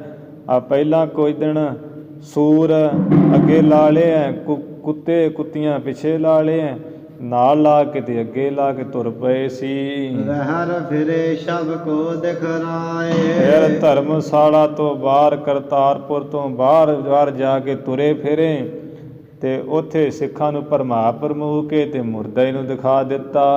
ਕਰ ਕੈ ਦਿਓ ਤੇ ਹਾਵਲ ਸੋਈ। ਸਭ ਨੂੰ ਭਰਮਾ ਕੇ ਲਹਿਣਾ ਜੀ ਨੂੰ ਖੜਿਆ ਕਰਕੇ ਤੇ ਤੁਸਾਂ ਨੇ ਉਸ ਵੇਲੇ 3 ਮੇਲ ਦਾ ਜਿਹੜਾ ਪ੍ਰਸ਼ਾਦ ਤਿਆਰ ਕਰਕੇ ਦਿਖਾ ਦਿੱਤਾ। ਕੋ ਐਸੋ ਛਲ ਬਹਰ ਹੋਈ। ਮੈਨੂੰ ਪਤਾ ਹੈ ਵੀ ਕੋਈ ਨਾ ਕੋਈ ਜ਼ਰੂਰ ਐਸਾ ਛਲ ਫੇਰ ਹੋਣ ਵਾਲਾ, ਉਹੀਓ ਛਲ ਤੁਸੀਂ ਰਚ ਰਹੇ ਕਰ ਰਹੇ ਹੋ। ਮੁਝ ਬਿਲੋਕ ਨੇ ਚਾਹੇ ਨਾ ਕੋਈ। ਇਸ ਕਰਕੇ ਪਿਤਾ ਗੁਰੂ ਜੀ, ਇਹ ਜਿਹੜੇ ਨਾਟਕ, ਚੇਟਕ, ਮਦਾਰੀਆਂ ਵਾਲੇ ਤਮਾਸ਼ੇ ਆ, ਮੈਨੂੰ ਤੇ ਦੇਖਣ ਦੀ ਕੋਈ ਜ਼ਿਆਦਾ ਇੱਛਾ ਹੈ ਨਹੀਂ ਹੈ ਬਿਲਕੁਲ ਵੀ। ਹੋ ਨਾ ਉਚਾਵੋ ਮਿਰਤਕ ਜੋਈ। ਤੁਸੀਂ ਕਹਿੰਦੇ ਹੋ ਬਾਹਰ ਸੁੱਟ ਆਓ, ਮੈਂ ਤੇ ਕਹਿੰਦੇ ਚੂਈ ਮਰੀ ਜਿਹੜੀ ਕਦੀ ਵੀ ਨਹੀਂ ਚੁੱਕਾਂਗਾ। ਆਸ ਕਹਿ ਤੂਸ਼ਨ ਮੁਖ ਤੇ ਠਾਨੀ। ਇਸ ਤਰ੍ਹਾਂ ਕਹਿ ਕੇ ਨਾ ਮੁਖ ਤੋਂ ਬਾਬਾ ਸ਼੍ਰੀ ਚੰਦ ਜੀ ਨੇ ਮੁਖ ਤੋਂ ਚੁੱਪ ਜੀ ਧਾਰਨ ਕਰ ਲਈ ਹੈ। ਬੜਾ ਮਾਣ ਜਿਹਾ ਹੋਇਆ ਪਿਆ ਹੈ। ਦਤੀਯ ਤਾਤ ਸੋ ਕਹਿ ਗੁਰਬਾਣੀ। ਸਤਿਗੁਰੂ ਜੀ ਦੀ ਮੌਜ ਹੈ ਵੀ ਦੂਸਰੀ ਵਾਰ ਕਹਿਣਾ ਕੋਈ ਨਹੀਂ ਹੈ, ਜੋ ਮੰਨ ਲਿਆ ਮੰਨ ਲਿਆ, ਨਹੀਂ ਤੇ ਨਹੀਂ।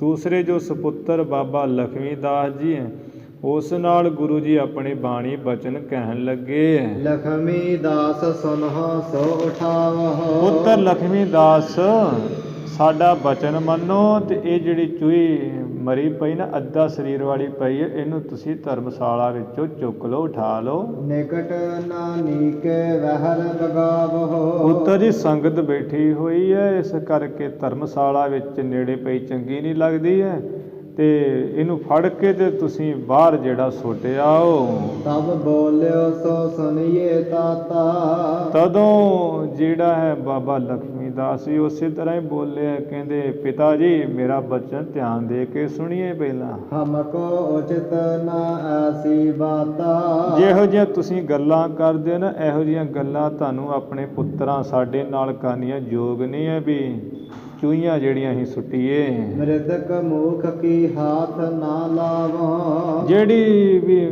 ਮਰੀ ਹੋਈ ਚੂਹੀ ਹੈ ਤੁਸੀਂ ਕਹਿੰਦੇ ਬਾਹਰ ਸੁੱਟ ਆਓ, ਇਹਨੂੰ ਤੇ ਮੈਂ ਹੱਥ ਵੀ ਨਹੀਂ ਲਾਵਾਂਗਾ। ਕਹੋ ਤਾਂ ਔਰ ਪਾਸ ਉਚਵਾਵੋ। ਜੇ ਤੁਸੀਂ ਆਗਿਆ ਕਰਕੇ ਕਹਿੰਦੇ ਹੋ ਤੇ ਦਾਸ ਸੇਵਕ ਬਹੁਤੇ ਖੜੇ ਆ, ਉਹਨਾਂ ਪਾਸੋਂ ਮੈਂ ਚੁਕਵਾ ਦੇਣਾ, ਕਹਿ ਦੇਣਾ ਵਾ। ਅਸ ਕਹਿ ਤੂਸ਼ਨ ਮਾਨ ਵਿਸੇਖਾ। ਇਸ ਤਰ੍ਹਾਂ ਕਹਿ ਕੇ ਨਾ ਬਾਬਾ ਲਖਮੀ ਦਾਸ ਜੀ ਚੁੱਪ ਹੋ ਗਏ, ਜਿਨ੍ਹਾਂ ਦੇ ਅੰਦਰ ਮਾਣ ਹੰਕਾਰ ਬਹੁਤਾ ਹੈ। ਤਬ ਲਹਿਣੇ ਦਿਸ ਸ੍ਰੀ ਗੁਰ ਦੇਖਾ। ਗੁਰੂ ਮਾਲ ਨੇ ਵਿਚਾਰ ਲਿਆ ਵੀ ਦੋਨੋਂ ਪੁੱਤਰਾਂ ਨੂੰ ਭਰੋਸਾ ਨਹੀਂ ਹੈ, ਭਰੋਸੇ ਦੇ ਲਾਡ ਲਡਾਇਆ ਜਾਂਦਾ ਹੈ, ਚਲੋ ਕੋਈ ਨਹੀਂ। ਤਦੋਂ ਗੁਰੂ ਮਹਾਰਾਜ ਨੇ ਭਾਈ ਲਹਿਣਾ ਜੀ ਦੀ ਤਰਫ ਦੇਖਿਆ। ਉਠੋ ਤੋਹੀ ਕਰਤਾਰ ਪਿਆਰੇ। ਕਿਆ ਸਤਿਗੁਰੂ ਜੀ ਨੇ, ਹੇ ਵਾਹਿਗੁਰੂ ਦੇ ਪਿਆਰੇ ਪੁਰਖਾ ਤੂੰ ਹੀ ਉੱਠ। ਮੂਖ ਕਚਾਏ ਵਹਿਰ ਦੇਹ ਡਾਰੇ। ਜਿਹੜੀ ਮਰੀ ਹੋਈ ਚੂਹੀ ਹੈ ਨਾ, ਇਹਨੂੰ ਚੁੱਕ ਕੇ ਹੱਥਾਂ ਨਾਲ ਤੇ ਬਾਰ-ਬਾਰ ਸੁੱਟ ਦਿਓ। ਆਦ ਬਚਨ ਸੁਣਤ ਤਤਕਾਲਾ।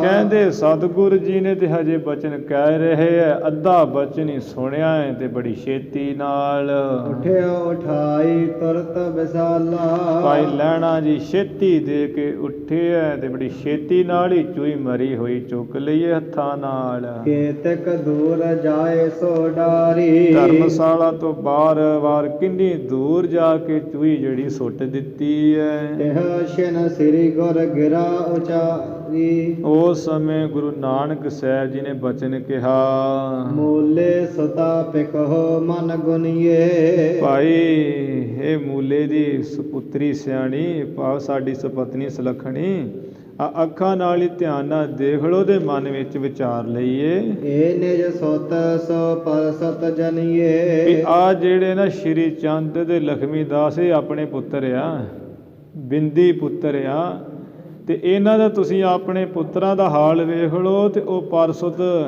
ਜਨੀ ਹੈ। ਭਾਈ ਲਹਿਣਾ ਜੀ ਪਰਾਏ ਪੁੱਤਰ ਹੈ, ਪਰਾਏ ਦੇ ਪੁੱਤਰ ਹੈ, ਸੇਵਕ ਹੈ, ਦਾਸ ਹੈ, ਉਹਨਾਂ ਦੀ ਕਰਨੀ ਵੇਖੋ ਤੇ ਆਪਣੇ ਪੁੱਤਰਾਂ ਦਾ ਹਾਲ ਵੇਖੋ।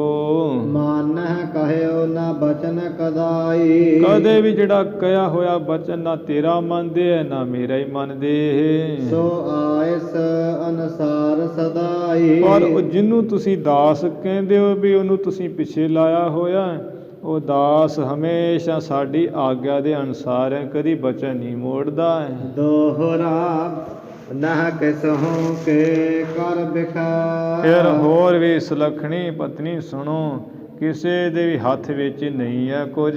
ਸਭ ਕਰਤਾਰ ਅਧੀਨਾ। ਇਹ ਤੇ ਸਭ ਕੁਝ ਪਰਮੇਸ਼ਰ ਵਾਹਿਗੁਰੂ ਦੇ ਅਧੀਨ ਹੈ। ਜਿਸ ਪਰ ਕਰਨਾ ਦ੍ਰਿਸ਼ਟ ਹੋਵੇ। ਜਿਸ ਪਰ ਵਾਹਿਗੁਰੂ ਦੀ ਕਿਰਪਾ ਦੀ ਮਿਹਰ ਦ੍ਰਿਸ਼ਟੀ ਹੋਵੇਗੀ, ਤਿਨਹ ਬਸਤ ਇਹ ਲੀਨਾ।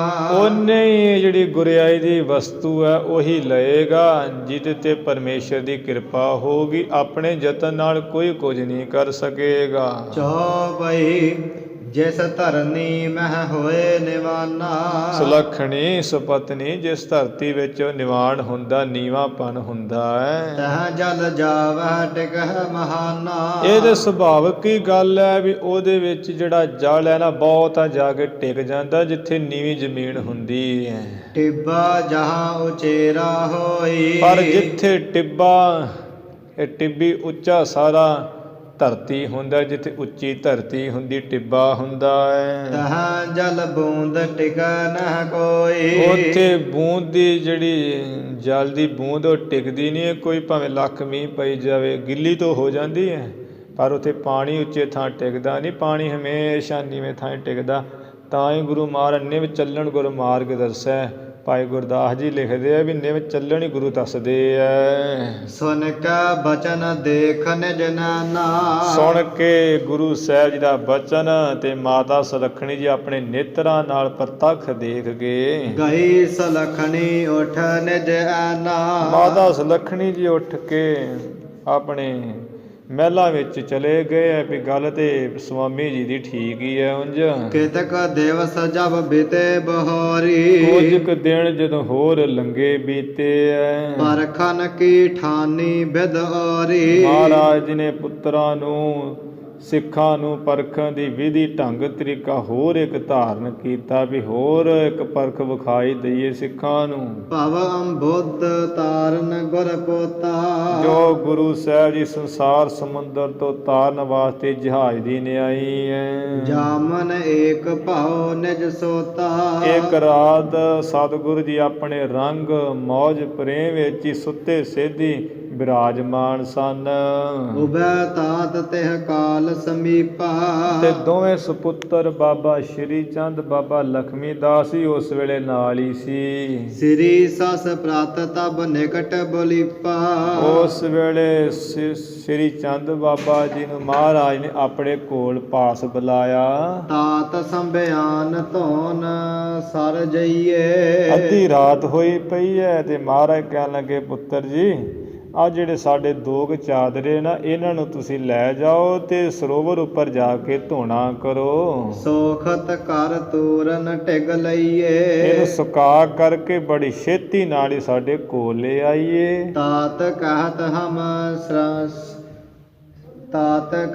ਹਮ ਸਰਮਤ ਕਰੰਤੇ। ਬਾਬਾ ਸ਼੍ਰੀ ਚੰਦ ਜੀ ਕਹਿਣ ਲੱਗੇ ਕਿ ਪਿਤਾ ਜੀ ਤੁਸੀਂ ਤੁਸੀਂ ਸਾਡੇ ਕੋਲ ਖੇਚਲ ਕਰਾਉਂਦੇ ਹੋ, ਅਸੀਂ ਹੁਣ ਥੱਕੇ ਹੋਏ, ਅਸੀਂ ਆਰਾਮ ਕਰਦੇ ਪਏ ਆ। ਕੋਮਲ ਕਰ ਹਮ ਨਿਸਾ ਠਰੰਤੇ। ਕੋਮਲ ਫਿਰ ਮੇਰੇ ਹੱਥ ਵੀ ਹੈ ਤੇ ਜੇ ਉਹ ਰਾਤ ਵੇਲੇ ਬਹੁਤ ਜਲ ਨਾਲ ਠਰਦੇ ਐ। ਬਾਸਰ ਹੋਇਆ ਪ੍ਰਿਤ ਧੋ ਕਰ ਲਿਆਵੈ। ਜਦੋਂ ਮਹਾਰਾਜ ਦਿਨ ਚੜ ਜਾਏਗਾ ਨਾ, ਸੂਰਜ ਤਿੱਖਾ ਚੜ ਜਾਏਗਾ, ਦਾਸ ਆਪਣੇ ਬਹੁਤ ਹੈ, ਦਾਸ ਧੋ ਕਰਕੇ ਤੇ ਚਾਦਰੇ ਲੈ ਆਉਣਗੇ। ਹਮ ਤੇ ਯਹ ਕ੍ਰਿਤ ਹੋਏ ਨਾ ਆਵੈ। ਇਸ ਕਰਕੇ ਪਿਤਾ ਜੀ ਸਾਡੇ ਤੋਂ ਇਹ ਜਿਹੜਾ ਕੰਮ ਹੈ ਹੋਣਾ ਨਹੀਂ ਆਉਂਦਾ ਤੇ ਇਹ ਸਵੇਰੇ ਨਹੀਂ ਹੋ ਸਕਦਾ, ਹੁਣ ਤੇ ਵੈਸੇ ਰਾਤ ਪਈ ਹੋਈ ਹੈ। ਲਗ ਸੁਤ ਪ੍ਰਤ ਜਬ ਕਹਿ ਗੁਰ ਆਸੇ। ਜਦੋਂ ਮਹਾਰਾਜ ਜੀ ਦੇ ਛੋਟੇ ਪੁੱਤਰ ਹੈ ਤੇ ਉਹ ਵੀ ਪਾਸ ਹੀ ਸਨ, ਜਦੋਂ ਸਤਿਗੁਰੂ ਜੀ ਨੇ ਉਹਨਾਂ ਦੇ ਪ੍ਰਤੀ ਕਿਹਾ ਹੈ ਪ੍ਰਤ ਉਤਰ ਸੋ ਕਹਤ ਓਕਾਸੇ। ਫਿਰ ਉਹਨਾਂ ਨੇ ਬਾਬਾ ਲਖਮੀ ਦਾਸ ਜੀ ਤੇ ਹੁਣ ਸਾਰਾ ਜਿਹੜਾ ਬੋਲ ਬਾਣੀ ਹੈ ਬਾਬਾ ਸ਼੍ਰੀ ਚੰਦ ਵਾਲਾ ਹੀ ਬੋਲਦੇ ਸਨ ਤੇ ਉਹਨਾਂ ਨੇ ਆਖਦਾ ਮੋੜਵਾਂ ਉੱਤਰ ਅੱਗੋਂ ਦਿੱਤਾ ਜਵਾਬ।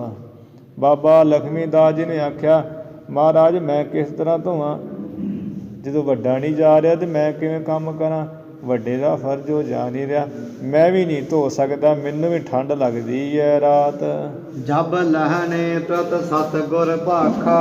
ਜਦੋਂ ਹੀ ਗੁਰੂ ਸਾਹਿਬ ਨੇ ਦੇਖਿਆ ਵੀ ਦੋਵੇਂ ਪੁੱਤਰ ਨਹੀਂ ਮੰਨਦੇ ਐ, ਇਹਨਾਂ ਮੰਨਣੀ ਨਹੀਂ ਹੈ ਤੇ ਭਾਈ ਲਹਿਣਾ ਜੀ ਪ੍ਰਤੀ ਸਤਿਗੁਰੂ ਜੀ ਨੇ ਕਿਹਾ ਹਮ ਚਾਦਰ ਪੁਰਖਾ ਧੋ ਲਾਖਾ। ਵੱਖਰਾ ਪੜ। ਹਮ ਚਾਦਰ ਪੁਰਖਾ ਧੋ ਲਾਖਾ। ਮਹਾਰਾਜ ਕਹਿੰਦੇ ਪੁਰਖਾ ਆ ਜਿਹੜਾ ਸਾਡੇ 2 ਚਾਦਰੇ ਤੂੰ ਧੋ ਕੇ ਲਿਆ ਖਾਂ। ਤਬ ਹੈ ਉਠਿਓ ਲਹਿਣਾ ਵੱਡ ਭਾਗਾ। ਭਾਈ ਲਹਿਣਾ ਜੀ ਵੱਡਿਆਂ ਭਾਗਾਂ ਵਾਲੇ ਤਦੋਂ ਹੀ ਬੜੀ ਛੇਤੀ ਦੇ ਕੇ ਉੱਠੇ। ਸਰ ਮਹਿ ਜਾ ਵੱਟ ਧੋਵਨ ਲਾਗਾ। ਦੋਵੇਂ ਚਾਦਰੇ ਲੈ ਲਏ ਤੇ ਸਰੋਵਰ ਵਿੱਚ ਜਾ ਕੇ ਭਾਈ ਲਹਿਣਾ ਜੀ ਬੜੀ ਛੇਤੀ ਨਾਲ ਹੀ ਧੋਣ ਲੱਗ ਪਏ। ਬਾਸੁਰ ਅਰਧ ਭਾਨ ਖਯਨ ਪਰਤੂ। ਉਸ ਵੇਲੇ ਕੀ ਵੇਖਿਆ ਵੀ ਹੈ ਤੇ ਅੱਧੀ ਰਾਤ ਸੀ ਜਦੋਂ ਸਰੋਵਰ ਵਿੱਚ ਕੱਪੜੇ ਧੋਣੇ ਸ਼ੁਰੂ ਕੀਤੇ ਹੈ। ਉਸੇ ਵੇਲੇ ਦਿਨ ਅੱਧਾ ਚੜ ਗਿਆ ਹੈ, ਭਾਵ ਦੁਪਹਿਰ ਦਾ ਵੇਲਾ ਹੋ ਗਿਆ ਹੈ, ਧੁੱਪ ਜਿਹੜੀ ਬੜੀ ਪੈਣ ਲੱਗ ਪਈ। ਲਖ ਲਹਿਣੇ ਮਨ ਅਚਰਜ ਸਮਤੂ। ਭਾਈ ਲਹਿਣਾ ਜੀ ਤੇ ਇਹ ਮਨ ਵਿੱਚ ਜਾਣ ਕੇ ਬੜਾ ਆਸ਼ਚਰਜ ਹੋਏ ਹੈ ਵੀ ਹੁਣੇ ਅੱਧੀ ਰਾਤ ਸੀ ਤੇ ਗੁਰੂ ਮਹਾਰਾਜ ਨੇ ਕਿੰਨੀ ਕਲਾ ਵਰਤਾ ਦਿੱਤੀ, ਦੁਪਹਿਰ ਲੱਗ ਗਈ ਹੈ, ਜਿੱਥੇ ਕੱਪੜੇ ਧੋ ਰਹੇ ਉੱਥੇ ਧੁੱਪ ਹੈ, ਬਾਕੀ ਸਾਰੇ ਪਾਸੇ ਜਿਹੜੀ ਰਾਤ ਹੀ ਰਾਤ ਪਈ ਹੋਈ ਸੀ। ਧੋਏ ਸੁਕਾਏ ਚਾਲ ਲੈ ਆਵਾ। ਕੱਪੜੇ ਧੋਤੇ ਐ, ਸੁਕਾਏ ਐ, ਫਿਰ ਚੰਗੀ ਧੁੱਪ ਵਿੱਚ ਤਿੱਖੜ ਦੁਪਹਿਰ ਉੱਥੇ ਲੱਗੀ ਹੋਈ ਹੈ ਸਰੋਵਰ ਦੇ ਕਿਨਾਰੇ ਤੇ ਕੱਪੜੇ ਲੈ ਆਏ ਛੇਤੀ ਦੇ ਕੇ। ਧਰ ਸਤਿਗੁਰ ਢਿਗ ਭਾਲ ਨਿਵਾਵਾ। ਸਤਿਗੁਰੂ ਜੀ ਅੱਗੇ ਕੱਪੜੇ ਰੱਖ ਕੇ ਤੇ ਆਪਣਾ ਸੀਸ ਨਵਾ ਦਿੱਤਾ, ਮੱਥਾ ਗੁਰੂ ਜੀ ਦੇ ਚਰਨਾਂ ਉੱਪਰ ਰੱਖ ਦਿੱਤਾ ਹੈ ਭਾਈ ਲਹਿਣਾ ਜੀ ਨੇ। ਜਗਤੇਸ਼ਵਰ ਨਿਜ ਪਾਨ ਉਠਾਇਓ। ਜਗਤ ਦੇ ਈਸ਼ਵਰ ਗੁਰੂ ਨਾਨਕ ਸਾਹਿਬ ਜੀ ਨੇ ਆਪਣੇ ਹਸਤ ਕਮਲਾਂ ਨਾਲ ਹੀ ਸੀਸ ਤਾਂ ਉਠਾਇਆ ਹੈ। ਕਹਿ ਸਮਤੇ ਜਗ ਅਪਰ ਨਾ ਜਾਇਓ। ਕਹਿ ਲੱਗੇ ਸ੍ਰੇਸ਼ਟ ਭਾਗਾਂ ਵਾਲੇ ਭਾਈ ਲਹਿਣਾ ਪੁਰਖਾ, ਸੰਸਾਰ ਵਿੱਚ ਤੇਰੇ ਵਰਗਾ ਹੋਰ ਕਿਸੇ ਨੇ ਨਹੀਂ ਕੋਈ ਪੈਦਾ ਕੀਤਾ, ਨਾ ਹੋਇਆ ਨਾ ਹੋਣਾ ਹੀ ਹੈ। ਕਿਤਕਨ ਸਾਥੀ ਪਟ ਤੋ ਆਨੇ। ਇਹ ਕਿੰਨੇ ਕੁ ਜਿਹੜੇ ਹੈ ਤੁਸਾਂ ਨੇ ਕਿਤਕ ਨਿਸਾਥੀ ਥੀ ਆਦੇ, ਕਿੰਨੀ ਕੁ ਰਾਤ ਸੀ ਜਦੋਂ ਤੁਸਾਂ ਨੇ ਕੱਪੜੇ ਧੋ ਕੇ ਲਿਆਂਦੇ ਐ। ਤੇਰੀ ਗਤ ਤੋਂ ਜਾਨ ਬਖਾਨੇ। ਉਸ ਵੇਲੇ ਭਾਈ ਲਹਿਣਾ ਜੀ ਨੇ ਕਿਹਾ ਮਹਾਰਾਜ ਤੁਹਾਡੀ ਗਤ ਵਿੱਚ ਤੁਸੀਂ ਆ ਵੀ ਜਾਣਦੇ ਹੋ, ਜਿੰਨੀ ਰਾਤ ਬੀਤ ਗਈ ਉਹ ਤੁਹਾਡੇ ਭਾਣੇ ਵਿੱਚ ਹੀ ਹੈ, ਸੱਚਾ ਪਾਤਸ਼ਾਹ ਮੈਂ ਨਹੀਂ ਜਾਣਦਾ ਹਾਂ। ਦੋਹਰਾ ਸਤਿਗੁਰ ਕਹੈ ਜੋ ਵਸਤ ਹੈ। ਸਤਿਗੁਰੂ ਉੱਤਰ ਉੱਠ ਕੇ ਕਹਿਣ ਲੱਗੇ, ਪੁਰਖਾ ਜੋ ਗੁਰਿਆਈ ਦੀ ਮਹਾਨ ਵਸਤੂ ਹੈ, ਭਾਗ ਜਿਸੇ ਸੋ ਪਾਏ। ਜਿਸ ਦੇ ਭਾਗਾਂ ਵਿੱਚ ਹੋਵੇਗੀ ਉਹੀ ਪਾਏਗਾ। ਬਿਨ ਭਾਗਾ ਨਹ ਮਿਲਤ ਹੈ। ਬਿਨ ਭਾਗਾਂ ਕਦੀ ਉਹ ਮਿਲਦੀ ਨਹੀਂ ਹੈ ਦਾਤ। ਕੋਟਿਕ ਜਰਨ ਕਮਾਏ। ਭਾਵੇਂ ਕੋਈ ਕਰੋੜਾਂ ਯਤਨ ਕਮਾ ਲੇ, ਬਿਨ ਭਾਗਾਂ ਦਾ ਕੁਝ ਨਹੀਂ ਮਿਲਦਾ। ਜੇਤੀ ਸਿਰਠ ਉਪਾਈ ਵੇਖਾ ਵਿੜ ਕਰਮਾ ਕੇ ਮਿਲੈ ਲਈ। ਜਿੰਨੀ ਸਿਰਠ ਪੈਦਾ ਕੀਤੀ ਹੋਈ ਦੇਖੀ ਜਾਂਦੀ ਹੈ, ਬਿਨ ਕਰਮਾਂ ਤੋਂ ਕਿਸੇ ਨੂੰ ਅੱਜ ਤੱਕ ਕੀ ਮਿਲਿਆ ਹੈ? ਜੋ ਮਿਲਿਆ ਕਰਮਾਂ ਕਰਕੇ ਮਿਲਿਆ ਹੈ। ਜੇ ਕਰਮ ਹੋਣਗੇ ਤੇ ਮਿਲ ਜਾਂਦਾ ਹੈ, ਨਹੀਂ ਹੋਣ ਤੇ ਉਹ ਮੰਗਿਆ ਵੀ ਨਹੀਂ ਮਿਲਦਾ। ਉਹ ਮੰਗਿਆ ਵੀ ਉੱਥੇ ਬੰਦਾ ਆ ਕੇ ਡਿੱਗਦਾ ਹੈ। ਮਹਾਰਾਜ ਕਹਿੰਦੇ ਕੋਈ ਕਰੋੜਾਂ ਯਤਨ ਕਮਾ ਲੇ ਪੁਰਖਾ, ਬਿਨ ਭਾਗਾਂ ਤੋਂ ਗਿਰਿਆਈ ਦੀ ਵਸਤੂ ਪ੍ਰਾਪਤ ਨਹੀਂ ਹੋਵੇਗੀ। ਇਹ ਤੇ ਜਿਹਦੇ ਭਾਗਾਂ ਵਿੱਚ ਹੋਏਗੀ ਉਹੀ ਉਹ ਪਾਏਗਾ। ਇਸ਼ਾਰਿਆਂ ਵਿੱਚ ਹੀ ਕਹਿ ਰਹੇ ਵੀ ਤੇਰੇ ਭਾਗਾਂ ਵਿੱਚ ਹੈ। ਅਪਰ ਪਰਿਖਿਆ ਲਾਨ ਕੀ। ਹੋਰ ਪ੍ਰੀਖਿਆ ਲੈਣ ਦੀ। ਸਤਿਗੁਰ ਕੇ ਮਨ ਚਾਹੇ। ਸਤਿਗੁਰ ਜੀ ਦੇ ਮਨ 'ਚ ਚਾਹਨਾ ਵੀ ਹਜੇ ਹੋਰ ਪ੍ਰੀਖਿਆ ਕਰਨੀ ਹੈ। ਸੰਗਤ ਨੂੰ ਪੂਰਾ ਹੀ ਦਿਖਾ ਦੇਣਾ ਵੀ ਸ੍ਰੀ ਪਰਮ ਲੈਣਾ ਜੀ ਬਚਨਾਂ ਦੇ ਵੀ ਸੂਰੇ ਹੈ, ਹਰ ਪਾਸੋਂ ਹੀ ਪੂਰੇ ਹੈ। ਇੱਕ ਦਿਨ ਸਿੱਖਨ ਕਰ ਬਲਤ। ਇੱਕ ਦਿਨ ਦੀ ਗੱਲ ਹੈ ਕਿ ਸਤਿਗੁਰੂ ਜੀ ਸਿੱਖਾਂ ਦੇ ਵਿੱਚ ਬੈਠੇ ਬਿਰਾਜਮਾਨ ਸਨ। ਸਿੱਖ ਸਾਰੇ ਬਲਦ ਕਈਏ ਆਲੇ ਦੁਆਲੇ ਇਰਦ ਗਿਰਦੀ ਸਤਿਗੁਰੂ ਜੀ ਦੇ ਬੈਠੇ ਸੀ। ਇਹਦੇ ਵਿਚਕਾਰ ਮਹਾਰਾਜ ਬੈਠੇ ਸਨ। ਉਬੈ ਤਾਤ ਢਿਗ ਆਹੇ। ਦੋਵੇਂ ਸੁਪੁੱਤਰ ਮਹਾਰਾਜ ਜੀ ਦੇ ਪਾਸ ਹੀ ਕੋਲੀ ਹੈ ਸਨ ਬੈਠੇ। ਜੋ ਪਈ ਹੁਤੀ ਸੁਲਖਣੀ ਢਿਗ ਤਿਹ ਕਾਲਾ। ਉਸ ਸਮੇਂ ਮਾਤਾ ਸੁਲੱਖਣੀ ਜੀ ਪਾਸ ਹੀ ਸਨ। ਕਹਾਂ ਬਾਸਨ ਲੀਨ ਕਿਰਪਾਲਾ। ਕਹਾਂ ਬਾਸਨ ਦਿਆਲੂ ਕਿਰਪਾਲੂ ਮਹਾਰਾਜ ਨੇ ਜੋ ਕਾਂਸੀ ਦਾ ਬਰਤਨ ਹੈ, ਭਾਂਡਾ ਲੋਟਾ ਹੈ, ਤੇ ਉਹ ਲੈ ਲਿਆ। ਝੂਠ ਨੀਰ ਕਰਦਮ ਗੰਭੀਰਾ। ਜਿੱਥੇ ਝੂਠਾ ਪਾਣੀ ਸੀ ਤੇ ਚਿੱਕੜੀ ਬਹੁਤਾ ਭਰਿਆ ਹੋਇਆ ਸੀ ਚਲੇ ਦੇ ਵਿੱਚ। ਤਿਹ ਮਹਿ ਡਾਰਿਓ ਗੁਣੀ ਗਹੀਰਾ। ਗੁਣਾਂ ਦੇ ਸਮੁੰਦਰ ਮਹਾਰਾਜ ਨੇ ਪਰਖਣ ਲੈਣ ਵਾਸਤੇ, ਸਭ ਨੂੰ ਦਿਖਾਉਣ ਵਾਸਤੇ ਜਿਹੜਾ ਲੋਟਾ ਸੀ, ਜਿੱਥੇ ਝੂਠਾ ਪਾਣੀ ਬੜਾ ਚਿੱਕੜ ਸੰਘਣਾ ਹੀ, ਉਹਦੇ ਵਿੱਚ ਵਗਾ ਕੇ ਮਾਰਿਆ ਸੁੱਟ ਦਿੱਤਾ। ਸ੍ਰੀ ਚੰਦ ਸੋ ਆਏ ਸਪਰਾਹੀ। ਬਾਬਾ ਸ਼੍ਰੀ ਚੰਦ ਦੇ ਨਾਲ ਇਸ ਤਰ੍ਹਾਂ ਮਹਾਰਾਜ ਨੇ ਆਗਿਆ ਕਹੀ ਦਿੱਤੀ। ਬਾਸਨ ਗਿਰਿਓ ਪੰਖ ਕੇ ਮਾਹੀ। ਸੁਪੁੱਤਰ ਜੀ ਆ ਜਿਹੜਾ ਇੱਕ ਭਾਂਡਾ ਹੈ ਨਾ ਲੋਟਾ, ਉਹ ਲੋਟਾ ਚਿੱਕੜ ਦੇ ਵਿੱਚ ਡਿੱਗ ਪਿਆ ਹੈ। ਸੋ ਨਿਕਾਸ ਆਨਹ ਮਮ ਪ੍ਰਾਹੀ। ਉਸ ਨੂੰ ਤੁਸੀਂ ਕੱਢ ਕਰਕੇ ਤੇ ਸਾਡੇ ਪਾਸ ਲੈ ਕੇ ਆਓ ਚਿੱਕੜ ਚੋਂ। ਜਲ ਹੈ ਪਖਾਰ ਸਵੱਛ ਕਰ ਤਾਹੀ। ਜਲ ਨਾਲ ਉਹ ਲੋਟੇ ਨੂੰ ਬਣਾ ਸਵਾਰ ਕੇ ਧੋ ਕੇ ਸਵੱਛ ਕਰਕੇ ਪਵਿੱਤਰ ਕਰਕੇ ਲੰਗਰ ਹਾਲ 'ਚ ਜਾ ਕੇ ਉੱਥੇ ਬਰਤਨ ਨੂੰ ਚੰਗੀ ਤਰ੍ਹਾਂ ਬਣਾ ਸਵਾਰ ਕੇ ਧੋ ਕੇ ਤੇ ਸੁਪੁੱਤਰ ਜੀ ਸਾਡੇ ਪਾਸ ਲੈ ਕੇ ਆਓ। ਦੋਹਰਾ ਸੋ ਸੁਨ ਕੇ ਬੋਲਿਓ ਬਚਨਾ। ਬਾਬਾ ਸ਼੍ਰੀ ਚੰਦ ਜੀ ਸੁਣ ਕੇ ਬੋਲੇ ਬਚਨ ਅੱਗੋਂ ਫਿਰ। ਗਰ ਬਹੁ ਮੋਲੇ ਚੀਰਾ। ਮਹਾਰਾਜ ਪਿਤਾ ਜੀ ਆ ਜਿਹੜੇ ਸਰੀਰ ਉੱਪਰ ਕੱਪੜੇ ਪਾਏ ਨਾ ਬਹੁਤ ਮੁੱਲ ਵਾਲੇ ਆ, ਬੜੇ ਚਿੱਟੇ ਆ, ਬੜੇ ਦੁੱਧ ਵਰਗੇ ਆ। ਹਿਤ ਬਾਸਨ ਕੇ ਨਹ ਬਰੋ। ਇਵੇਂ ਜਿਹੜਾ ਤੁਸੀਂ ਕਹਿੰਦੇ ਵੀ ਚਿੱਕੜ ਚ ਲੋਟਾ ਕੱਢ ਲਿਆਓ, ਕੱਪੜੇ ਮੈਂ ਮਹਿੰਗੇ ਬਹੁਤ ਪਾਏ ਹੋਏ ਮੁੱਲ ਵਾਲੇ, ਲੋਟੇ ਨੂੰ ਕੱਢਣ ਵਾਸਤੇ ਮਾਰੇ ਮੈਂ ਤੇ ਨਹੀਂ ਉਹ ਚਿੱਕੜ 'ਚ ਵੜਾਂਗਾ। ਮਲਨ ਝੂਠ ਯਹ ਨੀਰਾ। ਜਿੱਥੇ ਝੂਠਾ ਪਾਣੀ ਹੈ ਫਿਰ ਮੈਲ ਬਹੁਤ ਚਿੱਕੜ ਤੇ ਭਰਿਆ ਹੀ ਪਿਆ, ਮੈਂ ਤੇ ਨਹੀਂ ਉਹਦੇ ਵਿੱਚ ਵੜਾਂਗਾ। ਚੌਪਈ ਦਾਸ ਸਿੱਖ ਆਗੇ ਬਹੁ ਮੇਰੇ। ਜੇ ਆਪ ਜੀ ਕਹੋ ਤੇ ਐਵੇਂ ਕਰਾ ਲੈਣੇ ਵੀ ਮੇਰੇ ਜਿਹੜੇ ਦਾਸ ਮੇਰੀ ਸੇਵਾ ਕਰਨ ਵਾਲੇ ਸਿੱਖ ਅੱਗੇ ਬਹੁਤੇ ਹੈਗੇ। ਮਾਨਹ ਬਚਨ ਨਾ ਕਰਹੀਂ ਦੇਰੇ। ਆਓ ਜੀ ਆਗਿਆ ਕਰੋ ਇੱਕ ਵਾਰ, ਮੈਂ ਬਚਨ ਕਹਿਣਾ, ਮੇਰਾ ਬਚਨ ਮੰਨ ਕੇ ਕੋਈ ਦੇਰੀ ਨਹੀਂ ਕਰਨਗੇ, ਉਸੇ ਵੇਲੇ ਉਹ ਕੱਢ ਦੇਣਗੇ ਲੋਟਾ।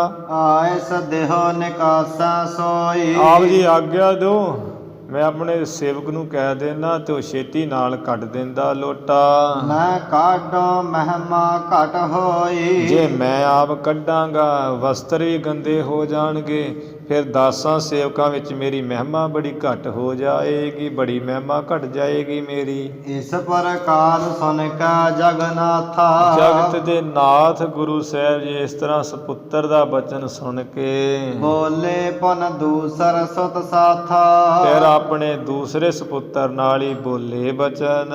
ਲਖਮੀ ਦਾਸ ਨਿਕਾਸਹੁ ਜਾਈ, ਸਪੁੱਤਰ ਛੋਟੇ ਲਖਮੀ ਦਾਸ ਜੀ ਜਿਹੜਾ ਲੋਟਾ ਚਲੇ ਦੇ ਵਿੱਚ ਚਿੱਕੜ 'ਚ ਡਿੱਗਿਆ ਹੋਇਆ, ਜਾ ਕੇ ਪੁੱਤਰ ਜੀ ਕੱਢੋ ਉਹਨੂੰ। ਮਾਂਜਹੁ ਸੋਚ ਕਰੀਏ ਤਿਹ ਤਾਈ, ਉਸ ਲੋਟੇ ਦੇ ਤਾਈ ਕੱਢ ਕੇ ਲੰਗਰ ਹਾਲ 'ਚ ਗੁਰੂ ਕੇ ਲੰਗਰਾਂ ਜਾ ਕੇ ਬਣਾ ਸਵਾਰ ਕੇ ਧੋ ਕੇ ਉਹਨੂੰ ਮਾਂਜੋ ਤੇ ਪਵਿੱਤਰ ਕਰੀਏ ਤੇ ਲੈ ਕੇ ਆਈਏ। ਸੁਨਤ ਸਰਾਨ ਤਿਨ ਬੈਨ ਬਖਾਨੇ, ਕੰਨਾਂ ਵਿੱਚ ਸੁਣਦਿਆਂ ਸਤਿਗੁਰੂ ਜੀ ਦੇ ਬਚਨ ਬਾਬਾ ਲਖਮੀ ਦਾਸ ਜੀ ਨੇ ਅੱਗੋਂ ਮੋੜਵਾਂ ਜਵਾਬ ਦਿੱਤਾ ਹੈ। ਪਿਤ ਜੀ ਤੁਮਹੁ ਅਧਿਕ ਸਿਆਣੇ, ਪਿਤਾ ਜੀ ਤੁਸੀਂ ਨਾ ਬਹੁਤ ਸਿਆਣੇ ਹੋ। ਆ ਵਿਅੰਗ ਨਾਲ ਹੀ ਕਿਹਾ, ਜੇ ਅਸੀਂ ਕਿਸੇ ਨੂੰ ਕਹਿ ਦਿੰਦੇ ਤੂੰ ਨਾ ਬਹੁਤ ਸਿਆਣਾ ਉਂਝ ਲੱਗਦਾ ਮੈਨੂੰ, ਉਹ ਚਤਰਾਈ ਨਾਲ ਇਵੇਂ ਕਿਹਾ ਪਿਤਾ ਜੀ ਤੁਸੀਂ ਨਾ ਬਹੁਤ ਸਿਆਣੇ ਹੋ, ਐਵੇਂ ਮਸਤਾਨੇ ਦੀਵਾਨੇ ਹੀ ਹੋ।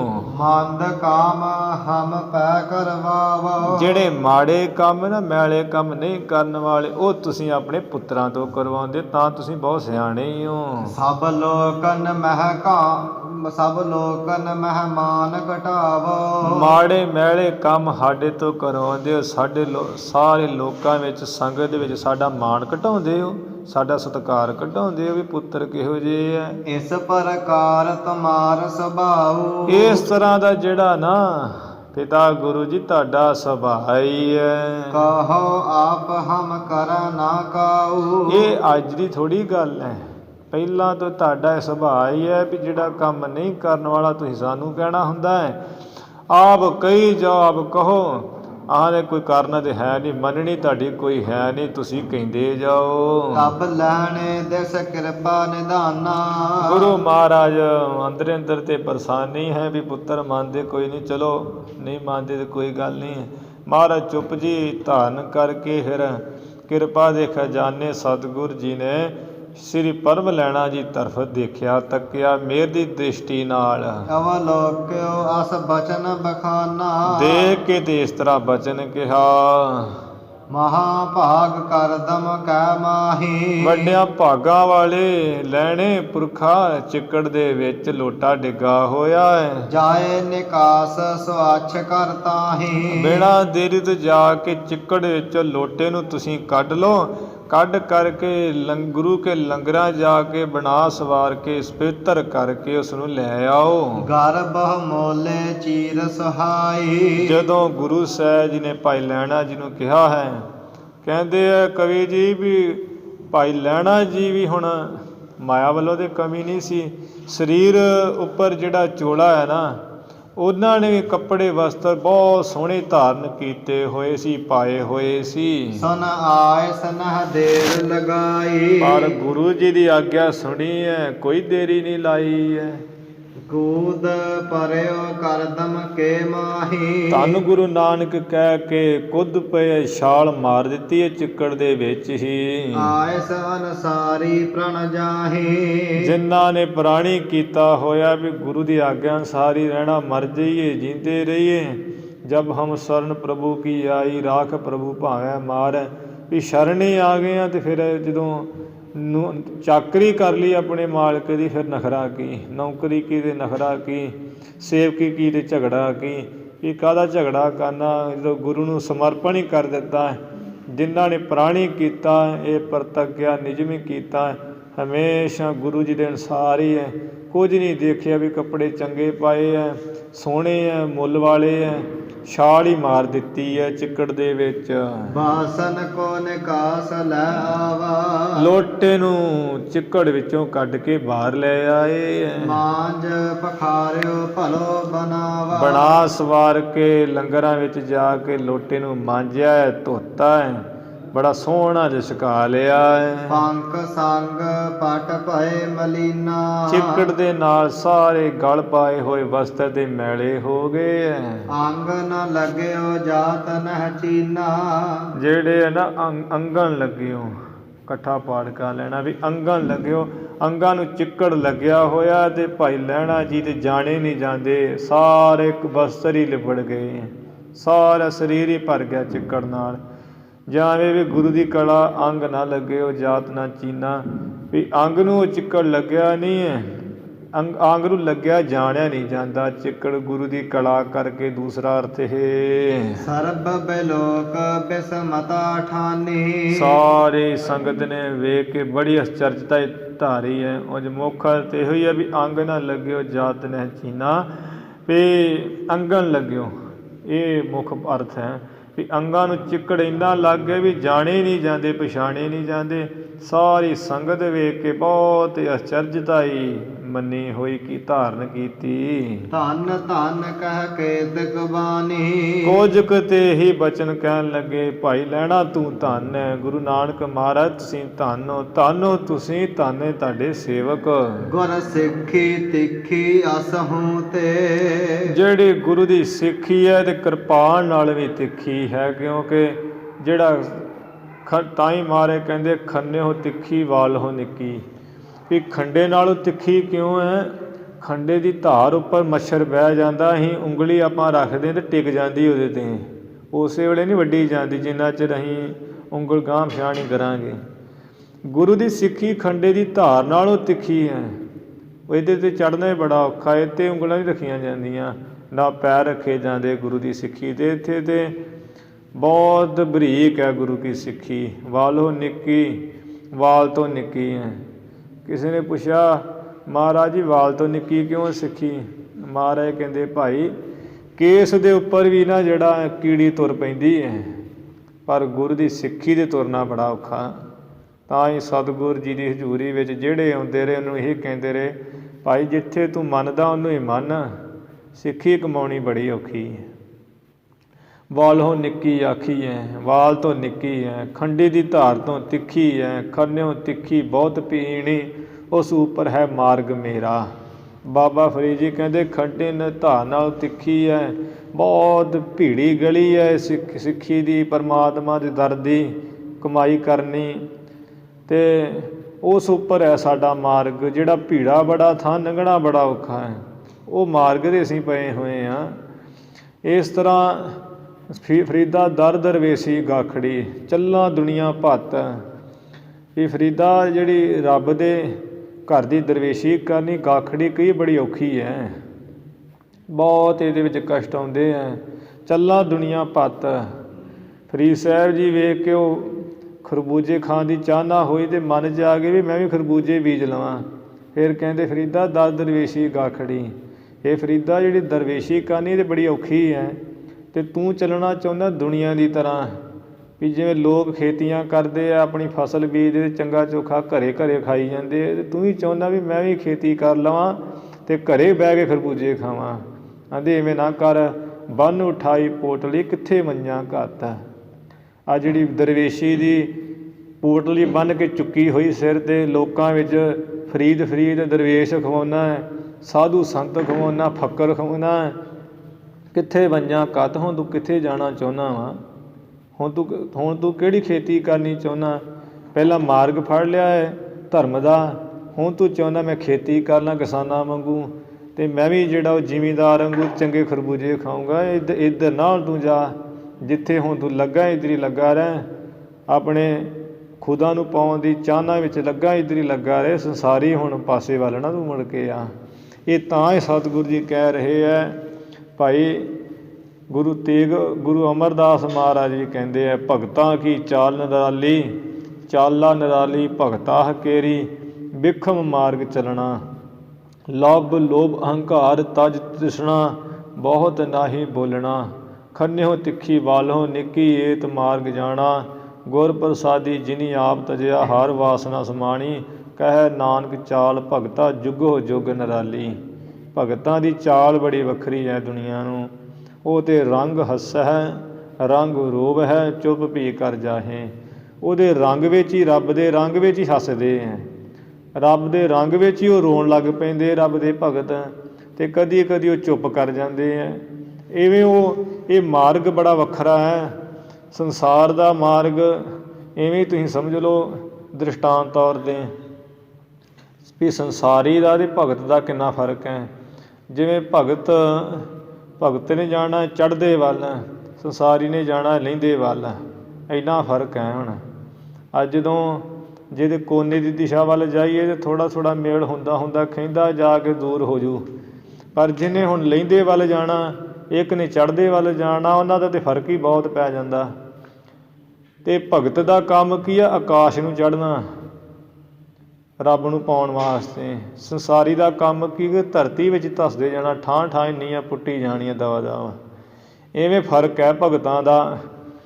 ਅਤੇ ਮਹਾਰਾਜ ਦੇ ਸਿੱਖ ਕਹਿ ਰਹੇ ਹੈ, ਉੱਥੇ ਜਦੋਂ ਭਾਈ ਲਹਿਣਾ ਜੀ ਦੀ ਅਸੀਂ ਤਪੱਸਿਆ ਵੇਖੀ ਹੈ, ਭਾਵਨਾ ਵੇਖੀ, ਕਹਿੰਦੇ ਧੰਨ ਹੈ ਗੁਰੂ ਕੀ ਸਿੱਖੀ, ਜਿਹੜੀ ਤਲਵਾਰ ਨਾਲੋਂ ਵੀ ਬੜੀ ਤਿੱਖੀ ਹੈ। ਧੰਨ ਸੇ ਨਰ ਜੇ ਜਾਏ ਪਹੁੰਚੇ। ਧੰਨ ਹੈ ਉਹ ਭਾਈ ਲਹਿਣਾ ਵਰਗੇ ਪੁਰਸ਼ ਜਿਹੜੇ ਐਸੀ ਗੁਰੂ ਦੀ ਸਿੱਖੀ ਤਿੱਖੀ ਨੂੰ ਕਮਾ ਕੇ ਤੇ ਜਾ ਪਹੁੰਚਦੇ ਪਰਮ ਪਦ 'ਤੇ, ਗੁਰੂ ਦੇ ਬਚਨਾਂ ਦੇ ਪੂਰੇ ਰਹਿ ਜਾਂਦੇ ਹੈ। ਅਧਿਕ ਪ੍ਰਸੀਦੇ ਕਿਰਪਾ ਨਿਧਾਨਾ। ਕਿਰਪਾ ਦੇ ਖਜ਼ਾਨੇ ਮਹਾਰਾਜ ਭਾਈ ਲਹਿਣਾ ਜੀ ਦੀ ਐਸਾ ਪ੍ਰੇਮ ਸੇਵਾ ਵੇਖ ਕੇ ਬਹੁਤ ਪ੍ਰਸੰਨ ਹੋਏ। ਗੁਰੂ ਸੇਵਾ ਨਾਲ ਹੀ ਪ੍ਰਸੰਨ ਹੁੰਦੇ ਹੈ ਭਾਈ। ਮ੍ਰਿਦਲ ਸਮਤ ਸੋ ਬਚਨ ਬਖਾਨਾ। ਜੇ ਕਿਹਾ ਜੋ ਮ੍ਰਿਦਲ ਸਮਤ, ਜੋ ਬੜੇ ਕੋਮਲ ਸੁਭਾਅ ਵਾਲੇ ਸ੍ਰੇਸ਼ਟ ਮੱਤ ਵਾਲੇ ਭਾਈ ਲਹਿਣਾ ਜੀ ਦੇ ਨਾਲ ਬਚਨ ਕਿਹਾ ਮਹਾਰਾਜ ਜੀ ਨੇ। ਦੋਹਰਾ ਕਰ ਜੋਰੇ ਕਰਤਾਰ ਕੋ। ਕਿਆ ਪੁਰਖਾ ਵਾਹਿਗੁਰੂ ਦੇ ਪਰਮਾਤਮਾ ਅੱਗੇ ਦੋਵੇਂ ਹੱਥ ਜੋੜ ਬੰਦਨ ਕਰ ਸਿਰ ਨਿਆਏ। ਆਪਣਾ ਸੀਸ ਨਵਾ ਕੇ ਤੇ ਮੱਥਾ ਟੇਕ ਰੱਬ ਨੂੰ ਹਾਜ਼ਰ ਨਾਜ਼ਰ ਮੰਨ ਕੇ। ਤਵ ਸਮਤਾ ਨਹ ਅਪਰ ਮਹ। ਕਿਉਂਕਿ ਜਿਹੜੀ ਤੇਰੀ ਬਰਾਬਰੀ ਹੈ ਪੁਰਖਾ, ਜੋ ਤੁਸੀਂ ਹੋ ਨਾ, ਤੁਸੀਂ ਹੋ। ਜੈਸਾ ਤੂੰ ਤੈਸਾ ਤੁਸੀਂ ਕਿਆ ਉਪਮਾ ਦੀਜੈ। ਤੁਹਾਡੇ ਵਰਗੀ ਉਪਮਾ ਨਹੀਂ ਦਿੱਤੀ ਜਾ ਸਕਦੀ। ਤੁਹਾਡੇ ਵਰਗੀ ਬਰਾਬਰੀ ਇਸ ਸੰਸਾਰ ਦੇ ਵਿੱਚ ਹੀ ਨਹੀਂ ਹੋ ਸਕਦੀ ਕਿਸੇ ਕੋਲ। ਅਤ ਉਹ ਤੰਗ ਪਦ ਪਾਏ। ਬਹੁਤ ਜਿਹੜਾ ਉੱਚਾ ਪਦ ਉਹ ਤੁਸੀਂ ਪਾਓਗੇ, ਉੱਚੇ ਪਦ ਵਾਲੇ ਹੋ ਜਾਓਗੇ, ਪਰਮ ਪਦ ਹੀ ਪਾਓਗੇ, ਬਹੁਤ ਤੁਹਾਡੀ ਮਹਾਨਤਾ ਹੋਵੇਗੀ। ਚੌਪਈ ਸੁਨ ਲਹਿਣੇ ਗਹ ਪਦ ਅਰਬਿੰਦਾ। ਸਤਿਗੁਰ ਜੀ ਤੋਂ ਸੁਣ ਕੇ ਭਾਈ ਲਹਿਣਾ ਜੀ ਨੇ ਗੁਰੂ ਮਹਾਰਾਜ ਚਰਨ ਕਮਲ ਫੇਰ ਫੜ ਲਏ ਐ। ਧਰਿਓ ਸੀਸ ਲਹਿਰ ਦੇ ਆਨੰਦਾ। ਹਿਰਦੇ ਵਿੱਚ ਬਹੁਤ ਆਨੰਦ ਜਾਣ ਕੇ, ਆਨੰਦ ਲੈ ਕੇ ਆਪਣਾ ਸੀਸ ਗੁਰੂ ਕੇ ਚਰਨਾਂ 'ਤੇ ਰੱਖ ਦਿੱਤਾ। ਗੁਰ ਕੇ ਚਰਨ ਹਿਰਦੈ ਲੈ ਧਾਰੋ। ਬਹੁਰ ਖਿਤਕ ਬਿਤਾਇਓ ਕਾਲਾ। ਫੇਰ ਕਹਿੰਦੇ ਕੁਝ ਕੁ ਸਮਾਂ ਸਤਿਗੁਰੂ ਜੀ ਨੇ ਲੰਘਾਇਆ ਹੈ। ਸੇਵੈ ਸ੍ਰੀ ਗੁਰ ਚਰਨ ਰਸਾਲਾ। ਗੁਰੂ ਨਾਨਕ ਸਾਹਿਬ ਜੀ ਦੇ ਰਸਾਲਾ ਜੋ ਰਸਾਂ ਦੇ ਘਰ ਸੋਹਣੇ ਚਰਨ ਹੈ, ਉਹਨਾਂ ਦੀ ਸੇਵਾ ਭਾਈ ਲਹਿਣਾ ਜੀ ਬਹੁਤ ਜ਼ਿਆਦਾ ਹੀ ਕਰਦੇ ਹੈ। ਗੁਰੂ ਮਹਾਰਾਜ ਸੱਚੇ ਪਾਤਸ਼ਾਹ ਜੀ ਦੀ ਸੇਵਾ ਵਿੱਚ ਫਰਕ ਨਹੀਂ ਪੈਣ ਦਿੰਦੇ। ਜੋ ਗੁਰੂ ਕੀ ਸੇਵਾ ਉਸ ਨੂੰ ਤਪ ਮਹਾਨ ਮੰਨ ਕੇ ਕਰ ਰਹੇ ਹੈ। ਇਸੇ ਤਰ੍ਹਾਂ ਗੁਰੂ ਸਾਹਿਬ ਜੀ ਦੇ ਬਚਨ ਹੀ ਸਨ, ਜਿਨ੍ਹਾਂ ਬਚਨਾਂ ਕਰਕੇ ਗੁਰੂ ਅੰਗਦ ਦੇਵ ਮਹਾਰਾਜ ਜੀ ਨੇ ਸੁਭਾਇਮਾਨ ਹੋਣਾ ਹੀ ਹੋਣਾ ਸੀ। ਬਾਬਾ ਬੁੱਢਾ ਸਾਹਿਬ ਜੀ ਦੇ ਮਨ 'ਚ ਇਹ ਵੇਖ ਕੇ ਸ਼ੰਕਾ ਆ ਗਈ ਕਿ ਚਲੋ ਠੀਕ ਹੈ ਕਿ ਗੁਰੂ ਕੇ ਸੁਪੁੱਤਰ ਨਹੀਂ ਬਚਨ ਮੰਨਦੇ, ਪਰ ਸੇਵਾ ਤਾਂ ਅਸੀਂ ਵੀ ਬਹੁਤ ਕਰਦੇ ਹਾਂ। ਅਤੇ ਜੇ ਮਹਾਰਾਜ ਕਿਤੇ ਸਾਨੂੰ ਬਚਨ ਕਹਿ ਦੇਣ, ਅਸੀਂ ਵੀ ਕਦੀ ਗੁਰੂ ਦਾ ਬਚਨ ਨਾ ਮੋੜੀਏ, ਅਸੀਂ ਤਾਂ ਪੂਰਾ ਪੁਗਾ ਹੀ ਦੇਣਾ ਹੈ, ਉਹ ਬਚਨ ਪੂਰਾ ਕਰ ਹੀ ਲੈਣਾ ਹੈ। ਬਾਬਾ ਬੁੱਢਾ ਸਾਹਿਬ ਜੀ ਬਹੁਤ ਮਹਾਨ ਬ੍ਰਹਮ ਗਿਆਨੀ ਹੈ, ਪਰ ਜੋ ਗੁਰੂ ਅੰਗਦ ਦੇਵ ਜੀ ਭਾਈ ਲਹਿਣਾ ਰੂਪ ਵਿੱਚ ਹਨ, ਉਹ ਤਾਂ ਹੁਣ 10 ਸਰੂਪ ਨਿਜਿਤ ਹੀ ਹੈ। ਅਤੇ ਹੁਣ ਜਿੱਥੇ ਗੁਰੂ ਸਾਹਿਬ ਜੀ ਦੇ ਆਪਣੇ ਸਰੂਪ ਨਿਜਿਤ ਹੈ, ਉੱਥੇ ਬਰਾਬਰੀ ਦੂਸਰੇ ਕੋ ਕਰਨੀ ਸਿੱਖ ਕੋ ਬੜੀ ਔਖੀ ਹੈ, ਬੜੀ ਕਠਿਨ ਹੈ। ਬਾਬਾ ਬੁੱਢਾ ਸਾਹਿਬ ਜੀ ਦੇ ਮਨ 'ਚ ਜੋ ਸ਼ੰਕਾ ਆਈ ਕਿ ਮਹਾਰਾਜ ਸਾਨੂੰ ਕਹਿਣ, ਅਸੀਂ ਕਿਉਂ ਨਾ ਕੰਮ ਕਰਾਂਗੇ, ਅਸੀਂ ਗੁਰੂ ਕੀ ਆਗਿਆ ਮੰਨ ਹੀ ਲੈਣੀ ਹੈ, ਕਿਉਂਕਿ ਅਸੀਂ ਤਾਂ ਅੱਖੀਂ ਸਾਰਾ ਦੇਖ ਰਹੇ ਹਾਂ, ਜੁਗਤੀ ਸਾਰੀ ਆ ਗਈ ਹੈ, ਅਤੇ ਅਸੀਂ ਵੀ ਗੁਰੂ ਕਾ ਬਚਨ ਮੰਨਾਂਗੇ। ਇਵੇਂ ਉਹ ਜੋ ਜਿਵੇਂ ਸ਼ੰਕਾ ਆਈ, ਉਹ ਪ੍ਰਸੰਗ ਆਪਾਂ ਕੱਲ੍ਹ ਦੇ ਦੀਵਾਨਾਂ ਵਿੱਚ ਸਰਵਣ ਕਰਾਂਗੇ। ਹੁਣ ਇੱਥੇ ਆਪਾਂ ਸਮਾਪਤੀ ਕਰੀਏ। ਧੰਨ ਧੰਨ ਸ੍ਰੀ ਗੁਰੂ ਗ੍ਰੰਥ ਸਾਹਿਬ ਜੀ ਮਹਾਰਾਜ। ਗੁਰੂ ਕੀ ਸੰਗਤ ਬਖਸ਼ਣਹਾਰ ਹੈ, ਬਖਸ਼ ਲੈਣਾ ਜੀ। ਭੁੱਲਾਂ ਚੁੱਕਾਂ ਦੀ ਖਿਮਾ, ਵਿਚਾਰਾਂ ਦੀ ਸਮਾਪਤੀ। ਸੁਨ ਲਹਿਣੇ ਗਹਿ ਪਦ ਅਰਬਿੰਦਾ। ਧਰਿਓ ਸੀਸ ਲਹਿਰ ਦੇ ਆਨੰਦਾ ਬਹਰ ਕਿਤਕ ਬਿਤਾਇਓ ਕਾਲਾ ਸੇਵਹਿ ਸ੍ਰੀ ਗੁਰ ਚਰਨ ਰਸਾਲਾ। ਵਾਹਿਗੁਰੂ ਜੀ ਕਾ ਖਾਲਸਾ ਵਾਹਿਗੁਰੂ ਜੀ ਕੀ ਫਤਿਹ।